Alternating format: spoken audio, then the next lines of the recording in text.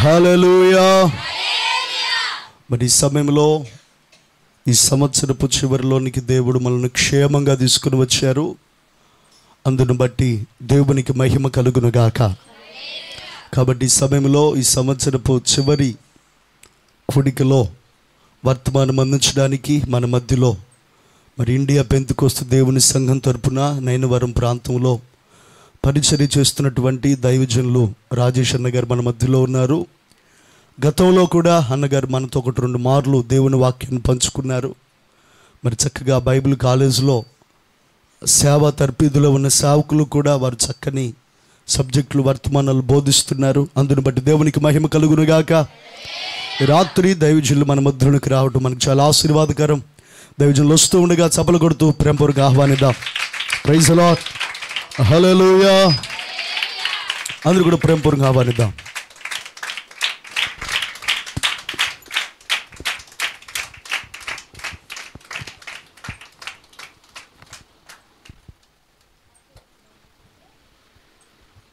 Praise the lord. Hallelujah. Hallelujah. మరొకసారి ప్రభు అయిన యేసుక్రీస్తు పేరిట మీ అందరికీ శుభాభివందనాలు. అంత బాగున్నారా? మంచిది. ముఖ్యంగా నన్ను ప్రేమతో ఆహ్వానించి మరి ప్రభు యొక్క పరిచర్యలో దేవుని మాటలను కొన్ని మీతో పంచుకోవటానికి ప్రభువు నాకు ఇచ్చిన అవకాశాన్ని బట్టి నన్ను ఆహ్వానించినటువంటి దైవజనులు, అభిషేక్తులు, స్థానిక సంఘ కాపరేటువంటి ఎలీషా పాస్టర్ గారికి ప్రభు పేరిట వందనాలు. హల్లెలూయా. మంచిది. ఏదైనా సరే మన దేవుని యొక్క కృప ఈ విధంగా రావటం, మీ మధ్యలోకి రావటం అనేది మరి నాకు కూడా కొన్ని నిద్రలే సరిగా లేదు. ఇంకా పాస్టర్ గారు అడిగిన తర్వాత ఇంకా రాను అని చెప్పలేకపోయాను. నేను కూడా సర్లే పాస్టర్ గారు వస్తాం అట్లా 9 గంటలకు మాది ప్రార్థన రావటం జరిగింది. హల్లెలూయా. సరే మంచిది. నాకు ఇవ్వబడిన సమయంలోనే నా మాటలు ముగిస్తాను.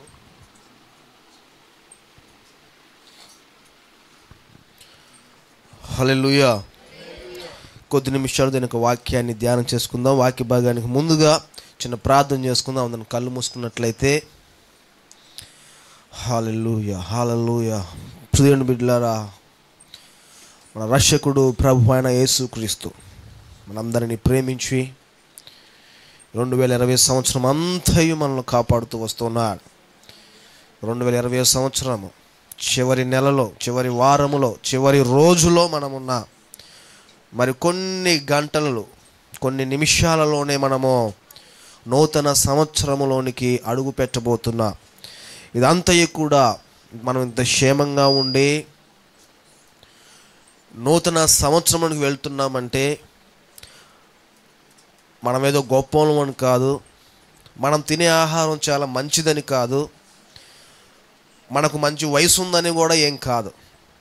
కేవలము ప్రభు అయిన యేసుక్రీస్తు యొక్క శ్రద్ధ, ఆయన కృప మన మీద ఉంది అంతే. ఈ 2020 సంవత్సరంలో ఎంతోమందిని మనం చూస్తుంటామండి. చిన్న పిల్లలు మొదలుకొని యవనస్తులు, పెద్దవారు, వృద్ధులు కూడా మన కళ్ళ ముందు తిరిగిన వాళ్ళే 2-3 నెలల్లోనే కనుమరుగైపోయిన వాళ్ళు ఉన్నారు. కానీ మనం ఇలా క్షేమంగా ఉన్నామంటే కేవలము ప్రభు అయిన యేసుక్రీస్తు మన పట్ల శ్రద్ధ చూపిస్తున్నాడు అంతే. అటువంటి శ్రద్ధ చూపించేటువంటి యేసయ్య దగ్గర మనము సిద్ధపడి ఉందాము. మళ్ళీ మనం సిద్ధపాటు చేసుకుందాం. దేవుడు తన అమూల్యమైన లేఖన భాగములు మనతో మాట్లాడబోతుండగా మళ్ళీ మనము సిద్ధపాటు చేసుకుందాం. ఇటువంటి గొప్ప అవకాశం మళ్ళీ మన రాదు. దేవుని బిడ్డలారా, దేవుని మందిరంలో అడుగు పెట్టడం అంటే సామాన్యమైన విషయం కాదు. దేవుని కృప ఉండాలి, మనలో కూడా ఆసక్తి ఉండాలి. మనకు ఆసక్తి ఉంది కాబట్టి వచ్చాం, మంచిది. దేవుని కృప ఉంది కాబట్టి మనం ఉన్నాం, మంచిది. ఆయన కనుదృష్టి మన మీద ఉంది. దేవుని బిడ్డలారా, మనము ఏ హృదయముతో, ఎంత బాధతో, వేదనతో, సంతోషముతో, దుఃఖముతో వచ్చామో సమస్తమును యేసయ్య ఎరిగిన వాడై ఉన్నాడు. ఆయన ప్రతి క్షణము కూడా మన పట్ల శ్రద్ధ చూపిస్తూ మన కన్నిటిని తొడవడానికి ఆయన సిద్ధముగా ఉన్నాడు. కొన్నిసార్లు మనము చేసేటువంటి అవిధేయత మూలముగా, కొన్నిసార్లు మనం చేసేటువంటి పొరపాట్ల మూలముగా ఆయన దగ్గర నుంచి మనమే దూరంగా వెళ్తూ ఉంటాం. ఆయన ఎప్పుడు మనతోనే ఉండేవాడు. హల్లెలూయా.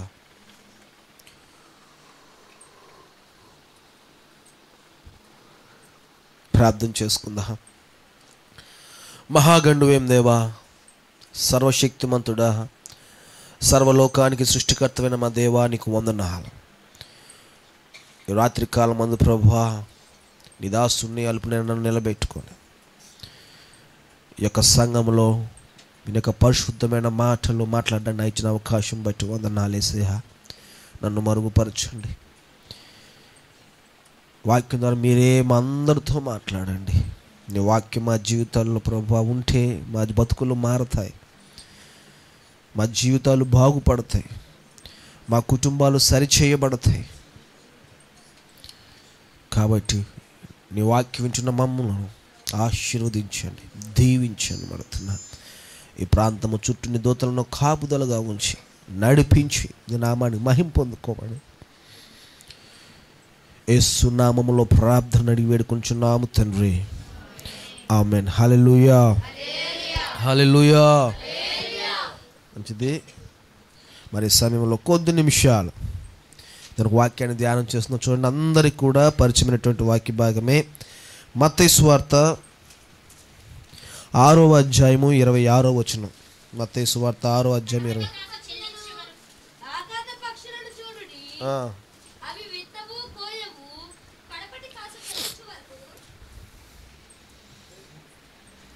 దేవుని స్తోత్రం.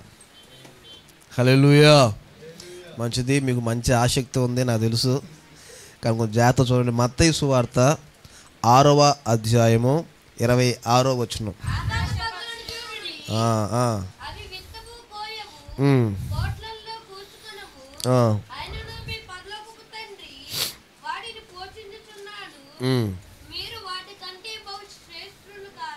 మంచిది. పురుషులు చదవండి ఒకళ్ళు, పురుషుల నుంచి కూడా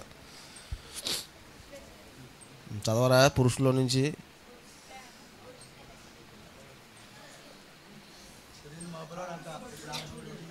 చదివింది మగ పిల్లోడా? అయ్యా క్షమించండి అయ్యా. మంచిది. ఆడపిల్ల చదవండి ఒకళ్ళు.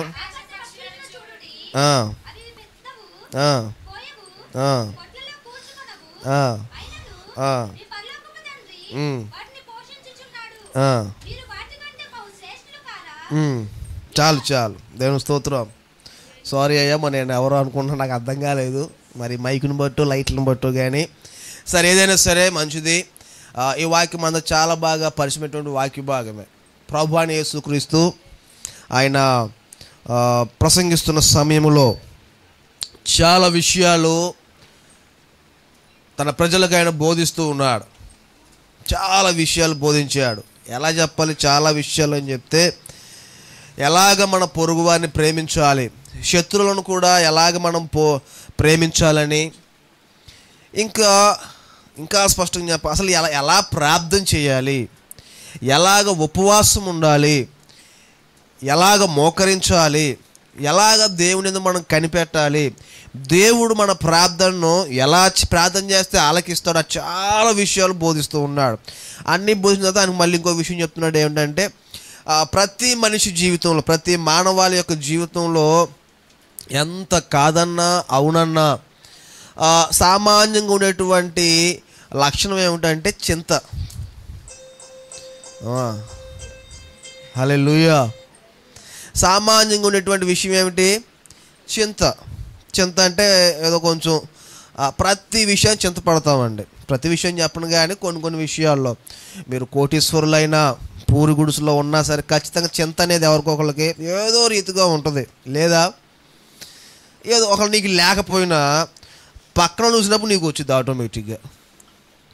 మీ వయసు వాళ్ళే ఉదాహరణ చెప్తాను, యవనస్తులు ఉన్నారు, చక్కగా మీద చదువుకున్న అమ్మాయే చక్కగా పెళ్ళి అయిపోయింది.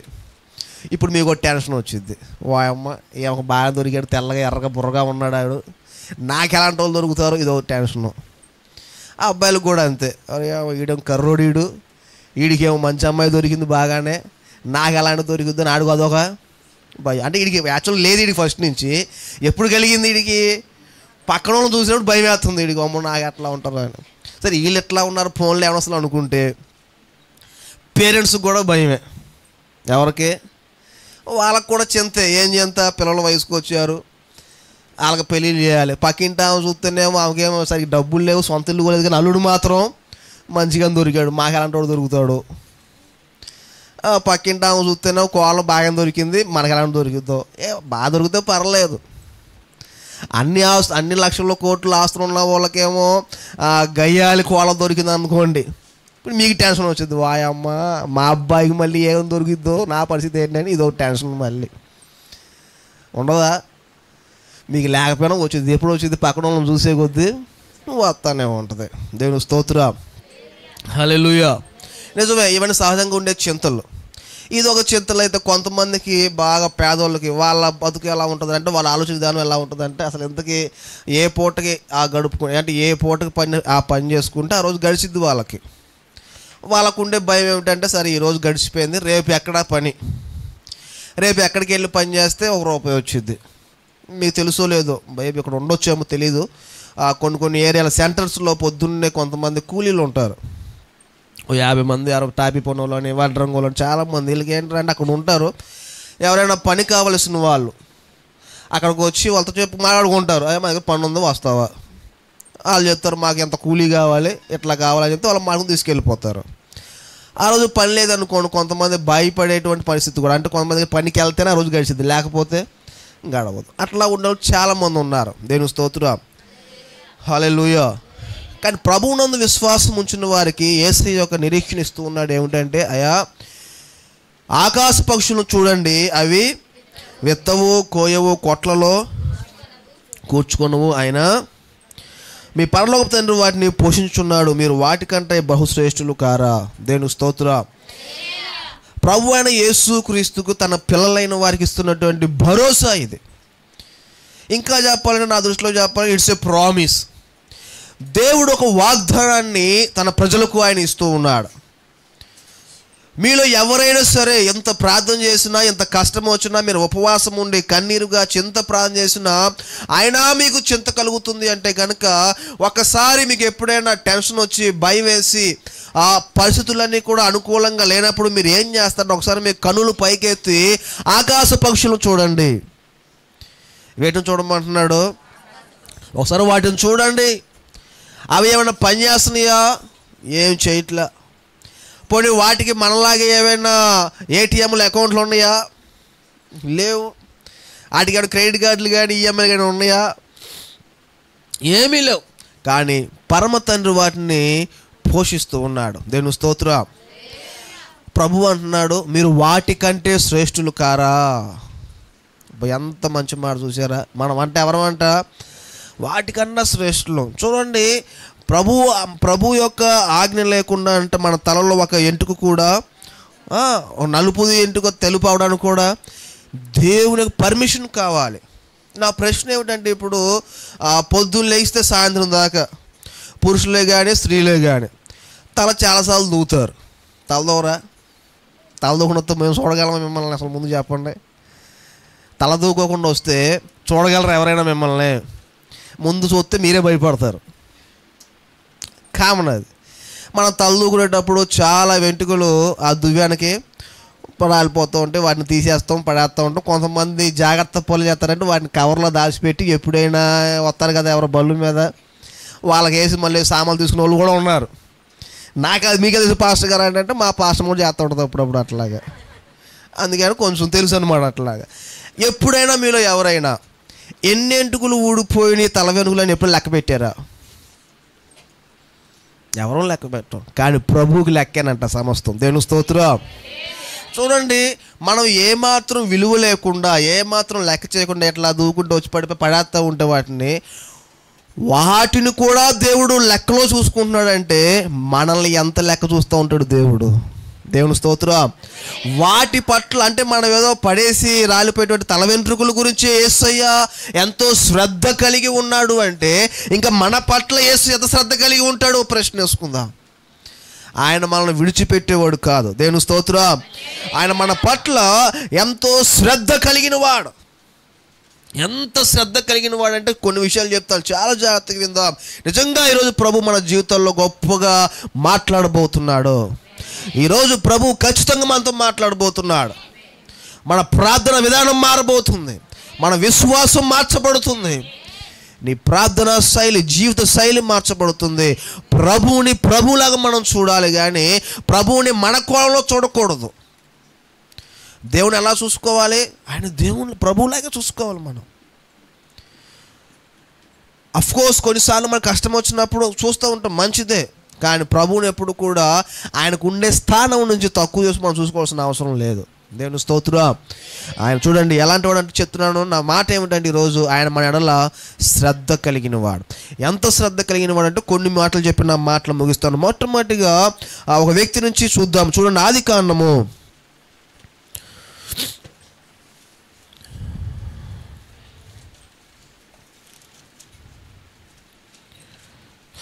6వ అధ్యాయము 9వ వచనం చదువుకుందాం.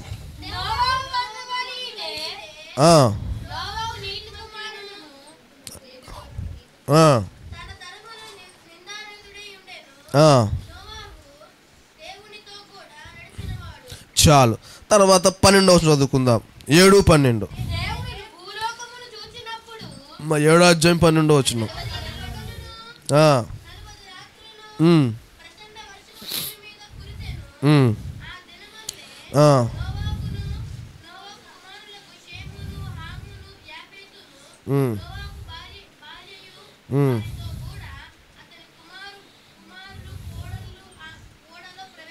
చాలు. తర్వాత 17వ వచనం. 7:17.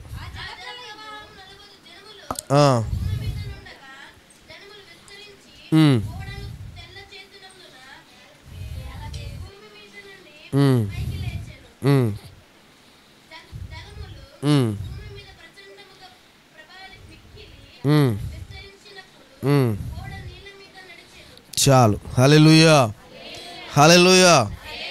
మంచిది. మీ ఆసక్తిని బట్టి వందనాలు. కానీ బైబుల్ని చాలా జాగ్రత్త చదువుకోవాలి. పర్లా మంచి ఆసక్తి ఉంది, కానీ నా సజెషన్ ఏంటంటే మీరు బైబుల్ ప్రతిరోజు అయితే తప్పులు రావు. అర్థమవుతుందా? ఏదో మీటింగ్స్ అప్పుడు మాత్రమే, ఆదివారం మాత్రం చదివితే మాత్రం కుదరదు. బైబుల్ చదవాలంటే ఖచ్చితంగా డైలీ ప్రాక్టీస్ చేస్తూ, డైలీ ఒక అధ్యాయం ఒక వచనము కంటిన్యూ చదువుతూ ఉండాలి. హల్లెలూయా. ఖచ్చితంగా దేవుడు మంచి జ్ఞానం ఇస్తాడు. మంచిగా చదువుతారు. నా అనుభవంలో చెప్తున్నాను. ఒకసారి నా దగ్గరికి ఒక వామ్యకాలంలో సేవ చేసేటప్పుడు ఒక ఫ్యామిలీ వచ్చింది. ఆమె అప్పటికే BA కంప్లీట్. ఆమె బైబిల్ చదవట్లే. ఆమె ఒక్క వచనంలోనే 100 తప్పులు చదివింది. ఆమె ఏంటమ్మా నువ్వు BA అన్నావు, అదన్నావు అంటే అన్నయ్య నా వల్ల కాదు, పుస్తకాలు వేరు బైబిల్ వేరు. దేవుని స్తోత్రం. అంతే. మరి బైబిల్ ఎలా చదువుతావు, ఎలా చదువుతావు అంటే కుదరదు. ఎలా చదువుకోవాలి? డైలీ ప్రతిరోజు ప్రార్థనాపూర్వం చదివితే చక్కగా తప్పులు రాకుండా చదువుకోగలం. దేవుని స్తోత్రం. హల్లెలూయా. కాబట్టి ఇక నోవాహు యొక్క జీవితంలో నుంచి కొన్ని మాటలు. సందర్భం అంతా మనకు తెలిసిన సందర్భమే. ఏమిటి అంటే ఆ రోజుల్లో నరులు భూమి మీద విస్తరించిన తర్వాత భూమి మీద కూడా పాపం బాగా పెరిగిపోయింది. పాపం బాగా పెరిగిపోయిన తర్వాత దేవుడు ఎలాగని ఆయన దృష్టించి చూసిన తర్వాత భూమి మీదకి ఒకే ఒక వ్యక్తి కనబడుతున్నాడు. ఆయన కుటుంబం. నోవాహును చూశాడు దేవుడు, ఒక్కడే కనబడుతున్నాడు. ఎలా ఉన్నాడంటే నీతిపరుడుగా ఉన్నాడు, యథార్థవంతుడుగా ఉన్నాడు, దేవునితో నడిచిన వాడుగా ఉన్నాడు. దేవుడికి ఆ లక్షణాలన్నీ బాగా నచ్చి, నోవాహు నేను తరం మొత్తం చూసి నీ తప్పు చెవుడు నాకు కనబట్టలా మంచిగా, కాబట్టి నిన్ను నీ కుటుంబాన్ని నేను సేవ్ చేస్తా, కాబట్టి నువ్వు నేను చెప్పినట్లు పని చేయంటే చెప్పు ప్రభువా అని ఓడ కట్టమన్నాడు. దానికి తగినటువంటి కొలతలు చెప్పిన అలాగే కట్టాడు నోవాహు.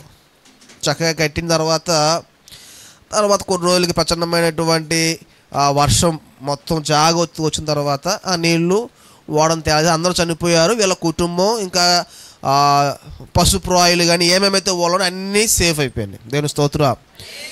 ఇది మనకు తెలిసిన విషయం. హల్లెలూయా. తెలుసా తెలీదా ఈ విషయాలు? సండే స్కూల్ పిల్లలకు కూడా తెలుసు. నోవాహు గురించి చెప్పమంటే అందరికీ తెలుసు. నోవాహు తాత ఓడగట్టాను అని పాటలు పాడుతుంది. దేవుని స్తోత్రం. కొన్ని విషయాలు చెప్తాను. మీరు ఎంతమంది కృష్ణానది దగ్గరికి వెళ్ళారు? ఇసుక అంటే వాళ్ళు తవ్వుతాం, ఇసుక నుంచి ఇసుకను తీసి లారీలో టాటర్లోకి వేస్తూ ఉంటారు. ఎంతమంది తెలుసు? సరే ఆల్మోస్ట్ వీడికి కూడా తెలుసు అంట ఆయనకి. సరే మంచిది. కొన్నిసార్లు మరి మేము చూసేలేదు. అట్లాగే వెళ్ళిన తర్వాత మేము కొంతకాలం క్రితం వెళ్ళాం, లాస్ట్ 2 years బ్యాక్. మా చర్చి కట్టేటప్పుడు ఒకసారి వెళ్ళినప్పుడు అయితే 4 years బ్యాక్ వెళ్తే ఇసుక బాగా టైట్గా ఉన్నప్పుడు అప్పుడు మాకు వెళ్ళాము, ఆన్లైన్లో బుక్ చేసుకోవడం సంథింగ్ జరిగింది. వెళ్తున్న తర్వాత అక్కడ పడవలు కడతా ఉన్నారు, అంటే పెద్ద పెద్ద పడవలు కట్టి కొన్ని రోజులు దాన్ని ఓపెన్ చేస్తారు. దేవుని స్తోత్రం. ఇప్పుడు జాగ్రత్తగా వినండి. ఒక పడవ కట్టాలి అంటే ఒక పడవను తయారు చేయాలంటే ఎక్కడ తయారు చేస్తారు? కృష్ణన్న దగ్గర నీళ్ళు ఎక్కడైతే ఉన్నాయో దానికి దగ్గరలో తయారు చేసుకుంటారు. ఎందుకని? అంత నిర్మాణం అయిపోయిన తర్వాత దాన్ని తీసుకొని అంటే తొయ్యటం ద్వారా నీళ్ళకి వెళ్ళిపోతాయి. హల్లెలూయా. ఇప్పుడు కృష్ణానదిలో నీళ్ళు ఉన్నాయి, అక్కడ కట్టాలి. లేదండి నాకు అక్కడ ఇష్టం, అసలు ఆ ప్లేస్ నాకు నచ్చలేదు, మా రాజీవ్ నగర్ అంటే మంచి స్థలం, చక్కగా బాగుంటుంది, నేను ఇక్కడ కట్టుకుంటాను పడవ అంటే కట్టుకోమంటారు. అక్కడే ఉంటుంది, ఎక్కడికి వెళ్ళదు. వెళ్ళిద్దా? వెళ్దా. ఒకళ్ళు నువ్వు కట్టినా ఏం తిడతారు చెప్పండి అందరూ? పొరపాటు నువ్వు కడతావు, ఎవడ మాట నువ్వు కడతావు ఏమంటారు అందరూ? తిడతారు. ఏమన్నా బుద్ధి జ్ఞానం ఉందా నీకు? పడవని ఎక్కడ కట్టాలి? నీళ్ళ దగ్గర కట్టాలి. హల్లెలూయా. ఇప్పుడు నోవాహు పరిస్థితి కూడా ఇదే. నోవాహు ఎక్కడ కట్టాలి? నీటికి దగ్గరలో కట్టాలి. కానీ ఎక్కడ కడుతున్నాడో తెలుసు? ఆ నీటి దగ్గర ఎక్కడ కట్టుకుంటున్నాడు.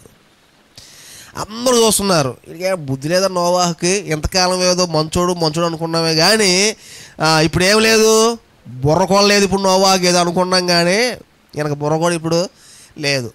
ఇంకో విషయం, అప్పట్లో వాళ్ళు ఎవరికి జలప్రలయం అంటే కూడా తెలియదు.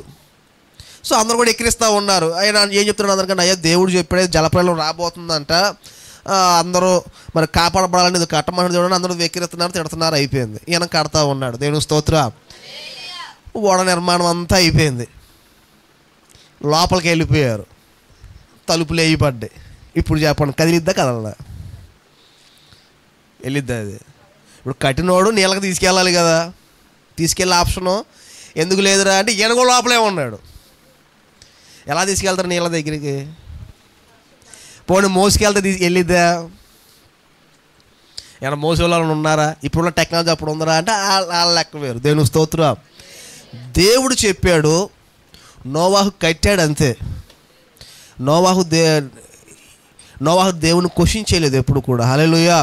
బాబు ఓడ అంటున్నావు, ఎట్లా కడతాం ప్రభు అని దేవుడిని ఏం అడగలా. దేవుడు చెప్పాడు చేద్దాం, ఇంకా దట్స్ ఆల్. హల్లెలూయా. కట్టాడు, లోపలికి వెళ్ళిపోయారు. చిన్న ఓడేం కాదు అది, పశువులు ఉన్నాయి, అన్ని జతలుగా ఉన్నాయి లోపలే. దాని మొత్తాన్ని నీళ్ళకి తీసుకెళ్ళి చాలా కష్టం. దేవుని స్తోత్రం. దేవుడు తెలుసు. అందుకనే దేవుడు నోవాహు ఎలాగో మొయ్యలేడు, ఎవరు తీసుకెళ్ళరు కాబట్టి నీటినే ఓడ దగ్గరికి తీసుకొచ్చాడు దేవుడు. హల్లెలూయా, హల్లెలూయా. ఇప్పుడు ఓడని నోవాహు తీసుకెళ్ళ నీటిల దగ్గరికి నీళ్ళనే దేవుడు తీసుకొచ్చాడు. దేవుని స్తోత్రం.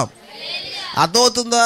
అంత పెద్ద ఓడని నీళ్లు లేపాలి అంటే ఎంత కావాలో తెలుసా? నీళ్లు చాలా అందుకని దేవుడు అంట 40 పగలు 40 రాత్రులు కురిపిస్తే అప్పుడు మెల్లగా లేవుతుందంట. దేవుని స్తోత్రం. చిన్న పడవగా తీసుకెళ్ళడానికి ఇట్స్ ఎ బిగ్ షిప్. ఆ షిప్ను మోయటానికి తగిన నీళ్ళను దేవుడు పంపించాడు. ఎందుకు చెప్పిన విషయం తెలుసా అంటే దేవుడు నోవాహు పట్ల శ్రద్ధ కలిగిన వాడు.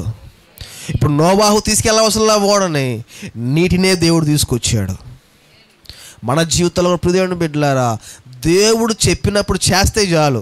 కొన్నిసార్లు మనకు నవ్వు వస్తూ ఉంటుంది, దేవుడు చెప్పాడు నిజంగానే చెయ్యాల్సిందేనా అని కొన్నిసార్లు మనకు అనిపిస్తూ ఉంటుందేమో. కానీ దేవుడు చెప్పినప్పుడు చేస్తేనే అద్భుతాన్ని మనం చూడగలం. నువ్వు ఎక్కడికి వెళ్ళవసలా, నీకు ఏమేమైతే కావాలో సమస్తాన్ని దేవుడు నీ దగ్గరికి తీసుకొచ్చి పెడతాడు. దేవుని స్తోత్రం. ఎంత గొప్ప కాదు చూడండి. అది ఒక పెద్ద షిప్ని సముద్రం పక్కన కట్టాలి, ఈయన ఎక్కడో రాళ్ళ మీద కడుతున్నాడు, నీళ్ళ దగ్గరికి వెళ్ళలేని పరిస్థితి, నీటిని తీసుకొచ్చాడు దేవుడు. మన దేవుడు నోవాహు పట్ల అంత శ్రద్ధ కలిగిన వాడు. దేవుని బిడ్డలారా, నీకు కూడా ఏదైనా అవసరం ఉంది, నువ్వు చేయలేని పరిస్థితి దేవునికి తెలుసు. అప్పుడు ఆ సమస్తాన్ని కూడా దేవుడు నీ దగ్గరికే తీసుకొచ్చేవాడే ఉన్నాడు. దేవుని స్తోత్రం. హల్లెలూయా. కానీ దానికి చేయాల్సిన పని ఏంటో తెలుసా? అలా దేవుడు ఏది కాలం అందరికీ రావాలంటే నోవాహులాగా మనం కూడా ఉండాలి. భలే చెప్పారు వాక్యం అయ్యారు. దేవుడు ఏది ప్రార్థన చేసినా మన దగ్గరికి వచ్చేస్తాయి అంటగా, చేద్దాం ప్రార్థన అంటే అబ్బాయి అట్టంటే కుదరదు. నోవాహు లాంటి లక్షణాలు మనకు ఉంటేనే వస్తాయి అవి. ఏ లక్షణాలు? నోవాహుకి ఏముంది? ఆయన నీతిపరుడు, నిందారహితుడై ఉన్నాడు. దేవుని స్తోత్రం. దేవునితో కూడా నడిచిన వాడై ఉన్నాడు. ఇవి లక్షణాలు మనలో ఉంటే దేవుడు చెప్పినట్లు మనం చేస్తాం. ఈ లక్షణాలు మనలో ఉంటే నీకు ఏది అవసరమో అదే నీ దగ్గరికి దేవుడు తీసుకొస్తాడు. నేను ఎప్పుడు చెప్తాను, మా విశ్వాసాలు చాలామంది చెప్తూ ఉంటాడు, God never gives you what you want but he gives you what you need. దేవుడు నీకు కావలసిన అన్నీ ఇవ్వడండి. నమ్ముతారా? దేవుడు నీకు కావాల్సింది ఇస్తాడా? ఎవడా ఇస్తాడా? ఎవడా ఇస్తాడా? ఎవడా ఇస్తాడా? మీకు కావాల్సిన అన్నీ ఇస్తాడు దేవుడు. మళ్ళీ ఎవడా అంటున్నావు? హల్లెలూయా. దేవుడు నీకు కావాల్సినవి ఇవ్వడండి, కానీ నీకు అవసరమైంది ఇస్తాడు. నీకు కావాలని నేను అడిగితే నువ్వు అన్నీ అడుగుతావు. అడగరా? ఇల్లు ఉంది, మళ్ళీ ఏం చేస్తాం చెప్పండి?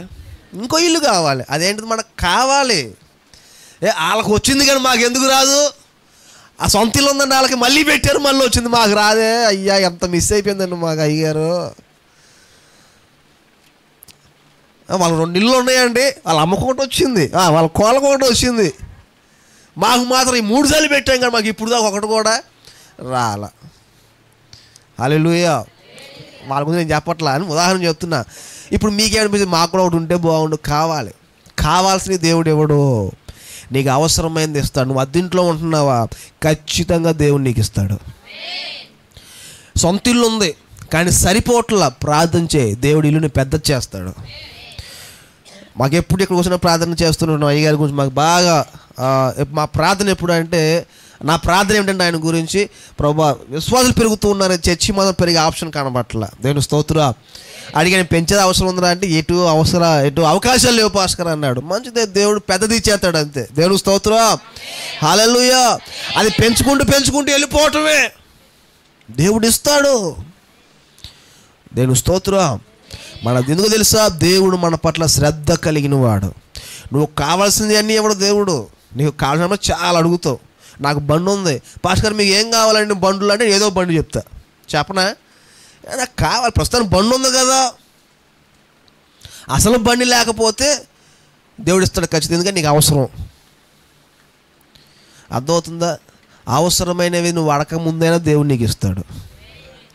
అడగాల్సిన అవసరం కూడా లేదు. ఎందుకు తెలుసు? దేవునికి తెలుసు నా పిల్లలకి ఇది అవసరము, ఇవ్వాలి.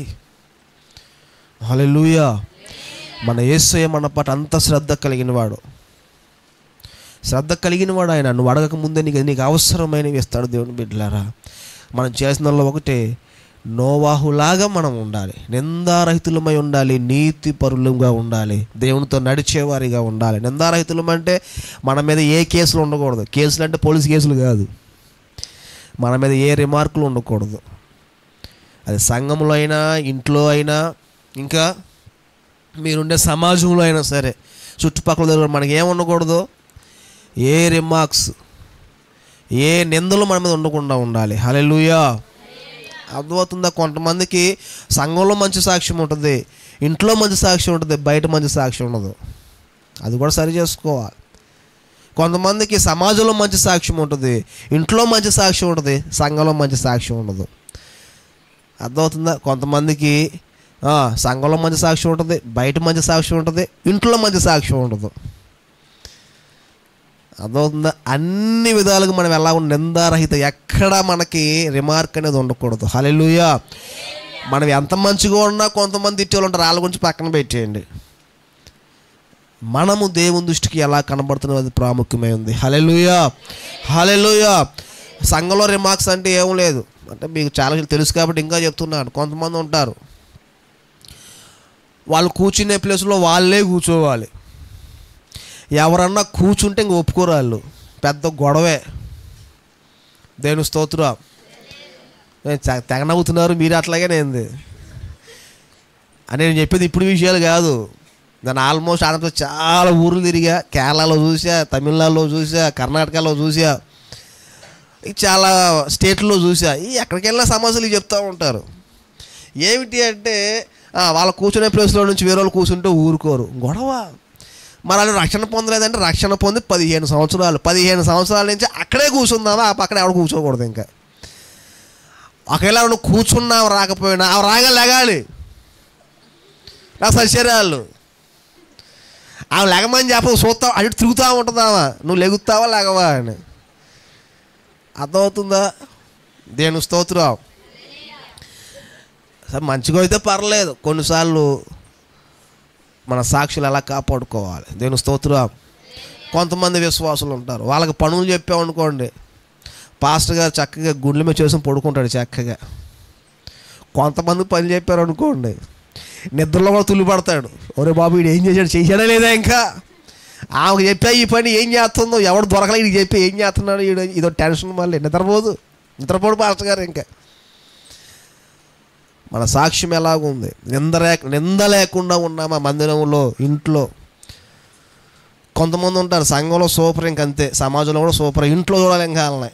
ముఖ్యంగా చూడాలంటే అత్త కోడలను పెట్టుకోవాలి, ఇంకంతే చాలు. ఇద్దరు ఎదురుపోతున్నప్పుడు అడగండి ఒకళ్ళని. ఇద్దరు మంచి రక్షణ పొందిన వాళ్ళు, మంచి ప్రార్థనా పరులే, సంఘంలో చక్కగా పాటలు కలిసి వెళ్తారు, కలిసి వస్తారు. ఇద్దరు ఉన్నప్పుడు అడగండి వాళ్ళిద్దరు, నమ్మ మీ అత్త గురించి చెప్పమంటే ఏమంటుంది, పాస్టర్ గారు అసలు నా చిన్నప్పటి నుంచి ప్రార్థన చేస్తే దేవుడు ఇలాంటి దేవతలాంటి అత్తను నాకు ఇచ్చాడు పాస్టర్ గారు అంటారు. అత్తను అడగండి ఏమో గురించి, అస్సలు పాస్టర్ గారు నా కన్నీటి ప్రార్థన దేవుడు ఆలకించి అసలు దేవదూతనే పంపించట్టున్నాడండి పాస్టర్ గారు మా ఇంట్లోకి అని చెప్పి ఆమంటుంది. ఇద్దరు లేనప్పుడు, లేనప్పుడు ఆమెనప్పుడు ఏమని అడగండి, అప్పుడు చెప్తారు అసలు విషయం. ఏం పాస్టర్ గారు అసలు దేవుడు నా ప్రార్థన ఎందుకు ఆలకించలేదండి, ఏనాడు ఏ పాపం చేశాను కానీ దొరికిందండి మా అత్త నాకు ఎట్లాగా, లేదు నా కోడ దొరికిందండి అంటారు. వచ్చిన కబుక్కునే, అయ్యా పాస్టర్ గారు దేవుడు చిన్న కృప అండి, దేవుడికి బహుమానం మాకు 2020 సంవత్సరంలో ఏదో కృప అనుకున్నాను కానీ మా అత్త రూపం వచ్చిందని అనుకోలేదు, మా కోళ్ళ డబ్బులు వచ్చింది అనుకోలేదు పాస్టర్ గారు. నేను గిఫ్ట్ ప్రభు నీ కోరికను సిద్ధింపజేస్తాను ఏదో అనుకున్నాను కానీ ఇలాగ మా కోళ్ళలో అత్త రూపంలో నేను ఎప్పుడు కలగలను పాస్టర్ గారు అంటారు. రియాలిటీ నిజమేమిటంటే మనం లేనప్పుడు మన గురించి ఏం సాక్ష్యం చెప్తున్నారు అనేది వాస్తవం. దేవుని స్తోత్రం. ఇవాళ ఉంటాం, రేపు వెళ్ళిపోతాం, తర్వాత 10 ఏళ్ళ తర్వాత మన గురించి ఏం చెప్పుకుంటారు, మన సాక్ష్యం ఏమిటి, అది కాపాడుకోవాలి మనం. నువ్వు మంచి ప్రార్థనా పరురాలు అయితే నీ పిల్లలే కానీ సంఘస్థులే కానీ నీ గురించి అదే చెప్తారు. ఏమని, అయ్యా 10 ఏళ్ల క్రితం ఒక ఆవు మన సంఘంలో ఉండేది, చక్కగా ప్రార్థన చేసేదని చెప్తారు. 10 ఏళ్ళైన తర్వాత చెప్పాను మీ గురించి, మీ పిల్లల్ని అడిగాను, వాళ్ళు చెప్తారు, అదే వాళ్ళు చూసిందే చెప్తారు, కొత్తగా కలిపి చెప్తారు. వాళ్ళు ఏం చెప్తారు, మా అమ్మ ఉండేది, లేదంటే వాళ్ళ పిల్లలు చెప్తారు, అరే బాబు మీ నాయనమ్మ ఉండేదిరా, లేదా మీ అమ్మమ్మ ఉండేదిరా నాయన, చర్చికి వెళ్ళేది, పాటలు పాడేది కానీ. దేవుని స్తోత్రం. ఆదివారం క్రమంగా చర్చికి తొందరగా వెళ్ళిద్ది, చర్చిలో పరిచయం చేసిద్ది, అంతా చేసిద్ది కానీ ప్రతిరోజు 7 గంటలకు 7:30కి దీపం వచ్చింది, అది మాత్రం వదిలిపెట్టేది కాదురా. అర్థమవుతుందా? మంచి ప్రార్థనా పరురాలే, మంచిగా పాటలు పాడేవి కానీ ప్రతిరోజు 7 అయితే మాత్రం 7 ఎన్నింటికి ఇదో దీపం సీరియలా ఏంటిది, కార్తీక దీపం అంట, ఎన్నింటికి 7:30కి ఉన్నారు. మా ఇంట్లో మా చుట్టాల్లో ఒక ఆమె ఉంది, ఎవరైందులో మా ఇంట్లోనే ఒక ఆమె ఉంది, అంటే మా పాస్టర్ గారు ఇల్లు కాదులే అండి, అసలు మేము టీవీలో సరిగ్గా చూడం, మా పిల్లలకే సరిపోద్ది, వాళ్ళు కార్టూన్ పెట్టుకుంటారు, ఇంకా వాళ్ళ పనులు వాళ్ళే. ఎక్కడికి వెళ్ళినా సరే 7:30కు మాత్రం అట్లా వాలిపోతారు అంతే. నాకు అర్థం కాని విషయం ఏమిటంటే ఈరోజు కూడా అత్తాకోళ్ళ ఇంట్లో ఎంత తిట్టుకున్నా పొడుచుకొని ఏం చేసినా 7:30కి మా ఇద్దరు కలిసి కూర్చొని సీరియస్ చూస్తారండి. చర్చి కూడా అలా వస్తారా తెలీదు నాకు. మళ్ళీ ఇద్దరు ఒక కాంప్రమైజ్ అయిపోయి ఇద్దరు చక్కగా కూర్చొని చూస్తూ ఉంటారు అంతే. చూసా, నేనే చూడనే చెప్పట్లా, నేను కలర్ చూసి చెప్తున్నా మీకు. దేవుని స్తోత్రం. అర్థమవుతుంది, అంత ఐక్యత అక్కడ అరగంటే ఉంటుంది. మళ్ళీ దేవుని బిడ్డలారా, మనము నిందారహితులమై ఉండాలి. దేవుడు మనల్ని దీవించాలి అంటే, దేవుడు నువ్వు కోరింది నీకు ఇవ్వాలి అంటే, దేవుడిని ఎలా శ్రద్ధ కలిగి ఉన్నాడు, అది వాస్తవం. అది ఆ శ్రద్ధ కలిగిన దేవుడు నీకు అవసరమైనవన్నీ నీకు ఇవ్వాలి అంటే నువ్వు నీతిపరుడుగా, ఇంకా నిందారహితుల వ్యక్తిగా ఉండాలి. ఏ ఒక్క మచ్చడాగా ఉండకూడదు. దేవుని స్తోత్రం. మీకు అంత తెలిసిన విషయం చెప్తున్నాను. ఆత్మ ఫలమేమనగా అని చెప్పి ఉంటుంది. ప్రేమ, సంతోషం, సమాధానం, దీర్ఘశాంతం, దయాలత్వం, ఇవన్నీ ఉన్నాయి. ఉదాహరణకు కమలాకాయ దానికి సాదృశ్యం అని చెప్తాం. బత్తకాయ, కమలాకాయ ఉన్నాయి కదా, ఎన్నో తొనలు, ఒకటే ఫలం అది, కానీ తొనలు చాలా ఉంటాయి. అలాగే ఇప్పుడు మనకు ఆత్మఫలంలో కూడా ఇన్ని రకాలు ఉన్నాయి. నీలో ప్రేమ ఉంది, సంతోషం ఉంది, సమాధానం ఉంది, దీర్ఘశాంతం ఉంది, మంచితనం ఉంది, అన్నీ ఉన్నాయి. కానీ ఆశా నిగ్రహం లేదు. అర్థమవుతుంది? అన్ని లక్షణాలు ఉన్నాయి కానీ ఏం లేదు, ఆశా నిగ్రహం లేదు. మనం ఆ ఫ్రూట్ కొనేటప్పుడు ఎక్కడ మచ్చడ్డ కమ్మడితో కొంటామా? పోన్లో ఒకటే కాదు, పడేసి తినొచ్చుగా వేరేది అంటే తీసుకుంటామా? లేదు, పొరపాటుని అడ్జస్ట్ అయ్యి తీసుకొని దాచామనుకోండి, ఏమవుతుంది చెప్పండి? దాని మూలంగా పక్కన ఉన్న తొన కూడా మళ్ళీ పాడవుతుంది. అలాగ వదిలేస్తే ఈ పాడైపోయిన ఒకటి ఏం చేసిద్ది? మొత్తం అన్ని లక్షణాలను పాడు చేసిద్ది. దాని సాదృశ్యం అదే. దేవుని బిడ్డలారా, మనము గనక అన్ని లక్షణాలు ఉండి ఒక్క ప్రేమించే స్వభావం లేకపోతే కొంతకాలానికి అది నీలో ఉన్న దీర్ఘశాంతం నీకు చాలా ఉంది, అది కూడా పాడు చేసిద్ది. ఆశ నిగ్రహం ఉంది, దాన్ని పాడు చేసిద్ది. సంతోషం ఉంది, సంతోషం నీకు ఉండదు ఇంకా. దేవుని స్తోత్రం. అందుకని ప్రభువు అంటున్నాడు, మీరు నిందారహితంగా ఒక్క విషయంలో కూడా మీలో తప్పు కనపడకూడదు, అంతే. దేవుని స్తోత్రం. నేను చాలాసార్లు చెప్తుంటాను, చాలామంది చెప్తూ ఉంటాను, బహుశా 7:30 సాయంత్రమే ప్రభు రాకడ వస్తే నీ పరిస్థితి ఏంటి చెప్పండి? అన్యుల విషయం పక్కన పెట్టండి సరే, కరెక్ట్గా 7:45 గంటలకే ప్రభు రాకడ వచ్చింది. ఎక్కడ ఉంటావు నువ్వు చెప్పండి? ఎక్కడ ఉంటారు? మా ఫ్రెండ్ ఒకడు ఉన్నాడు, అబ్బాయే డిజైనింగ్ చేస్తూ ఉంటాడు. వాడు అప్పుడప్పుడు ఆఫీస్కి వెళ్ళేవాడిని. వెళ్తూ ఉంటే వాడు సెల్ ఫోన్లో చూస్తున్నాడు కార్తీక దీపం. వాడు ఏం చేయాలని, ఏరారే ఆడవాళ్ళు చూస్తారా, నీకు ఎందుకురా అంటే, లేదన్నా టెన్షన్గా ఉంటుందంటే, నీకు టెన్షన్ ఎందుకురా, నీ పని నువ్వు చేసుకోరా, అర్జెంటుగా వర్క్లో నీ డిజైనింగ్ ఉంది చేసుకోరా, డబ్బులు వస్తారా అంటే గోలాడిది. అన్యుడు. ఓకే, దేవుని పిల్లమైన మన పరిస్థితి ఏంటి దేవుని బిడ్డలారా? ఒక్కటే చాలు పరలోకి వెళ్ళకుండా ఆపేయటానికి. ఒక్క లోపమే, ఆ ఒక్క లోపం చాలు. ఒక్క క్షణం పనుకుందాం అనుకున్నారు అంతే, పెళ్లి కుమారుడు వచ్చాడు, వెళ్ళిపోయాడు అంతే. మనుష్య కుమారుడు ఎవరు తెలియని గడిలో ఆయన వస్తాడు. మనం మెలకువ కలిగి ఉండాలి. దేవుని స్తోత్రం. హల్లెలూయా. నిందారహితులమై ఉండాలి. గమనించండి, దేవుడు నోవాహు పట్ల ఎంత శ్రద్ధ కలిగి ఉన్నాడో తెలుసా? నోవాహు నీళ్ళ దగ్గర కట్టలేడు, నీళ్ళ దగ్గర తీసుకెళ్ళలేడు, కాబట్టి దేవుడే నీళ్ళని తీసుకొచ్చి పెట్టాడు. అది దేవుడు అద్భుతంలాగా ఉంటుంది. రెండో సందర్భాన్ని చూద్దాం. చూడండి, ద్వితీయోపదేశకాండం 29వ అధ్యాయం 5వ వచనం. ద్వితీయోపదేశకాండం 29:5.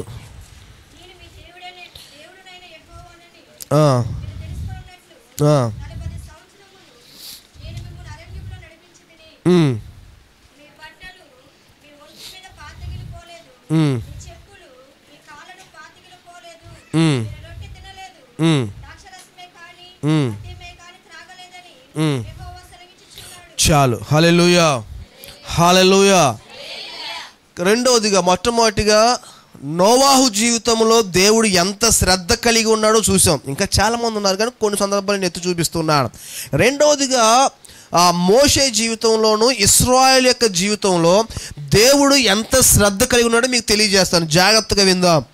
ఏం చదువుకున్నాం మనం ఇక్కడ బైబిల్లో అంటే, 40 సంవత్సరాలు నేను మిమ్మల్ని అరణ్యంలో నడిపించాడు. ఎన్ని సంవత్సరాలు? 40 సంవత్సరాలు నడిపించాడు.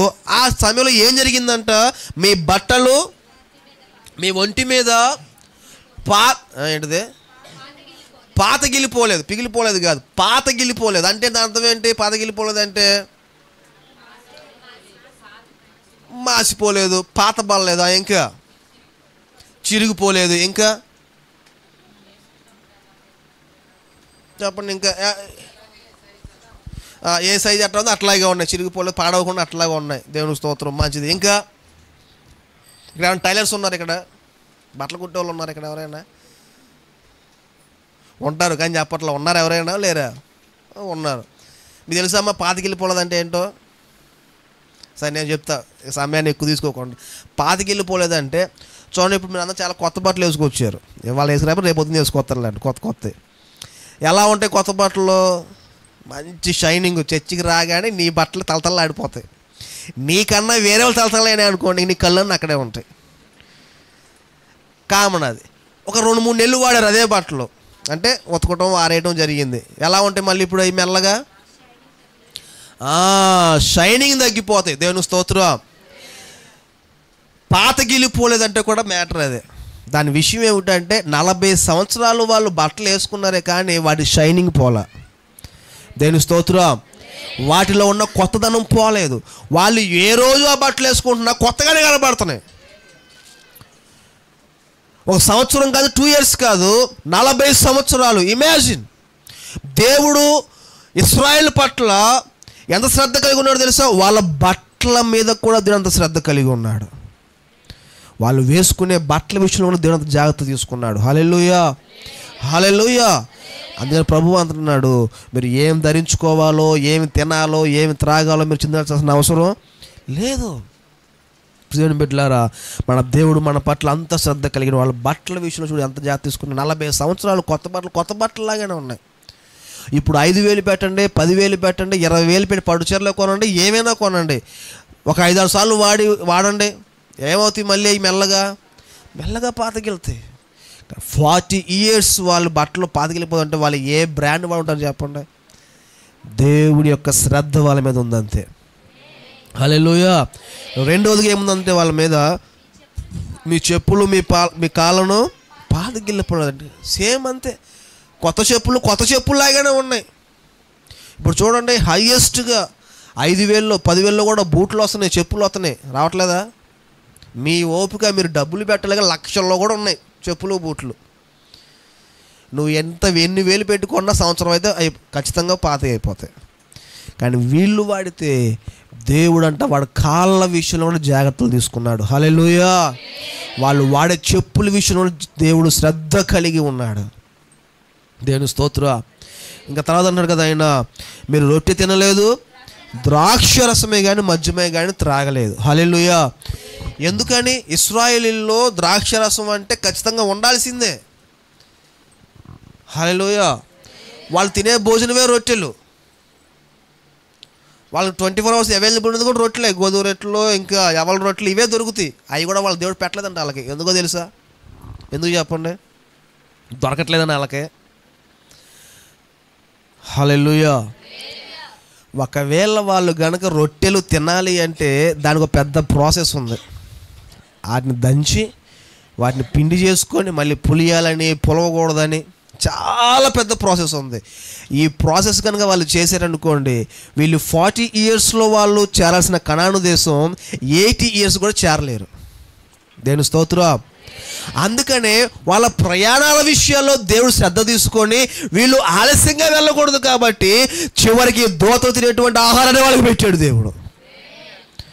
సరే, ఎంత శ్రద్ధ కలిగి ఉన్నాడు దేవుడు. ప్రయాణం విషయంలో కూడా దేవుడు వాళ్ళని వదిలిపెట్టలేదు. బట్టల విషయంలో వదిలిపెట్టలేదు, కాళ్ళకు దంచి చెప్పుల విషయంలో వాళ్ళు వదిలిపెట్టలేదు, ఇంకా వాళ్ళు తినే భోజనం విషయంలో కూడా దేవుడు వదిలిపెట్టలేదు. వాళ్ళ ప్రయాణం విషయంలో కూడా దేవుడు వాళ్ళని వదిలిపెట్టలేదు. శ్రద్ధ కలిగి ఉన్నాడు. ఏమో రొట్టె తింటే కనుక వీళ్ళు ఆ ప్రాసెస్ ఎక్కువ చేయాలి, సమయం ఏమో సరిపోదు మళ్ళీ అని. హల్లెలూయా. ఇక ద్రాక్షరసం కొద్దాం.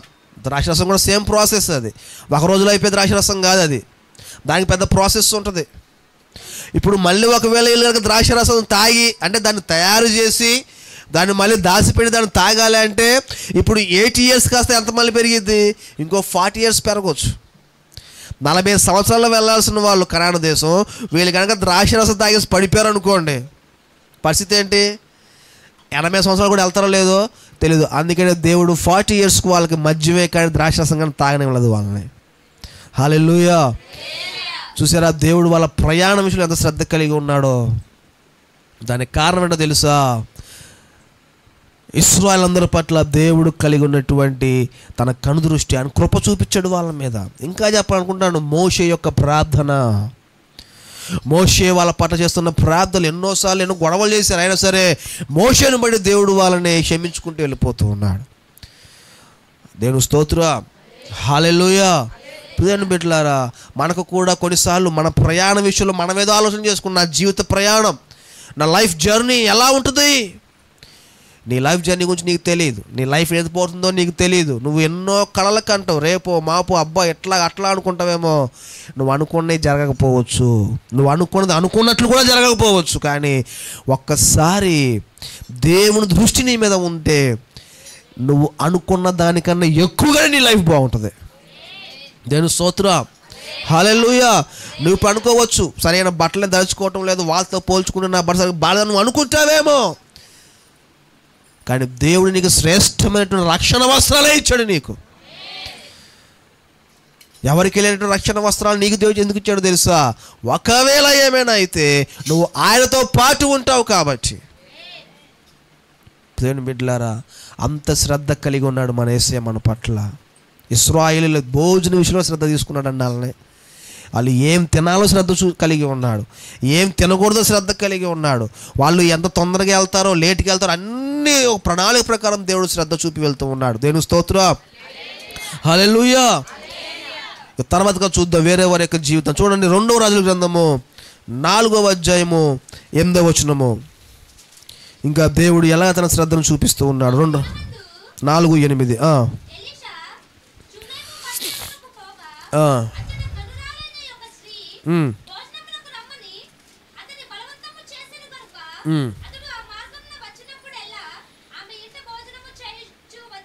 చాలు. తర్వాత 35 చదువుకుందాం ఒకసారి. అదే అధ్యాయం 35.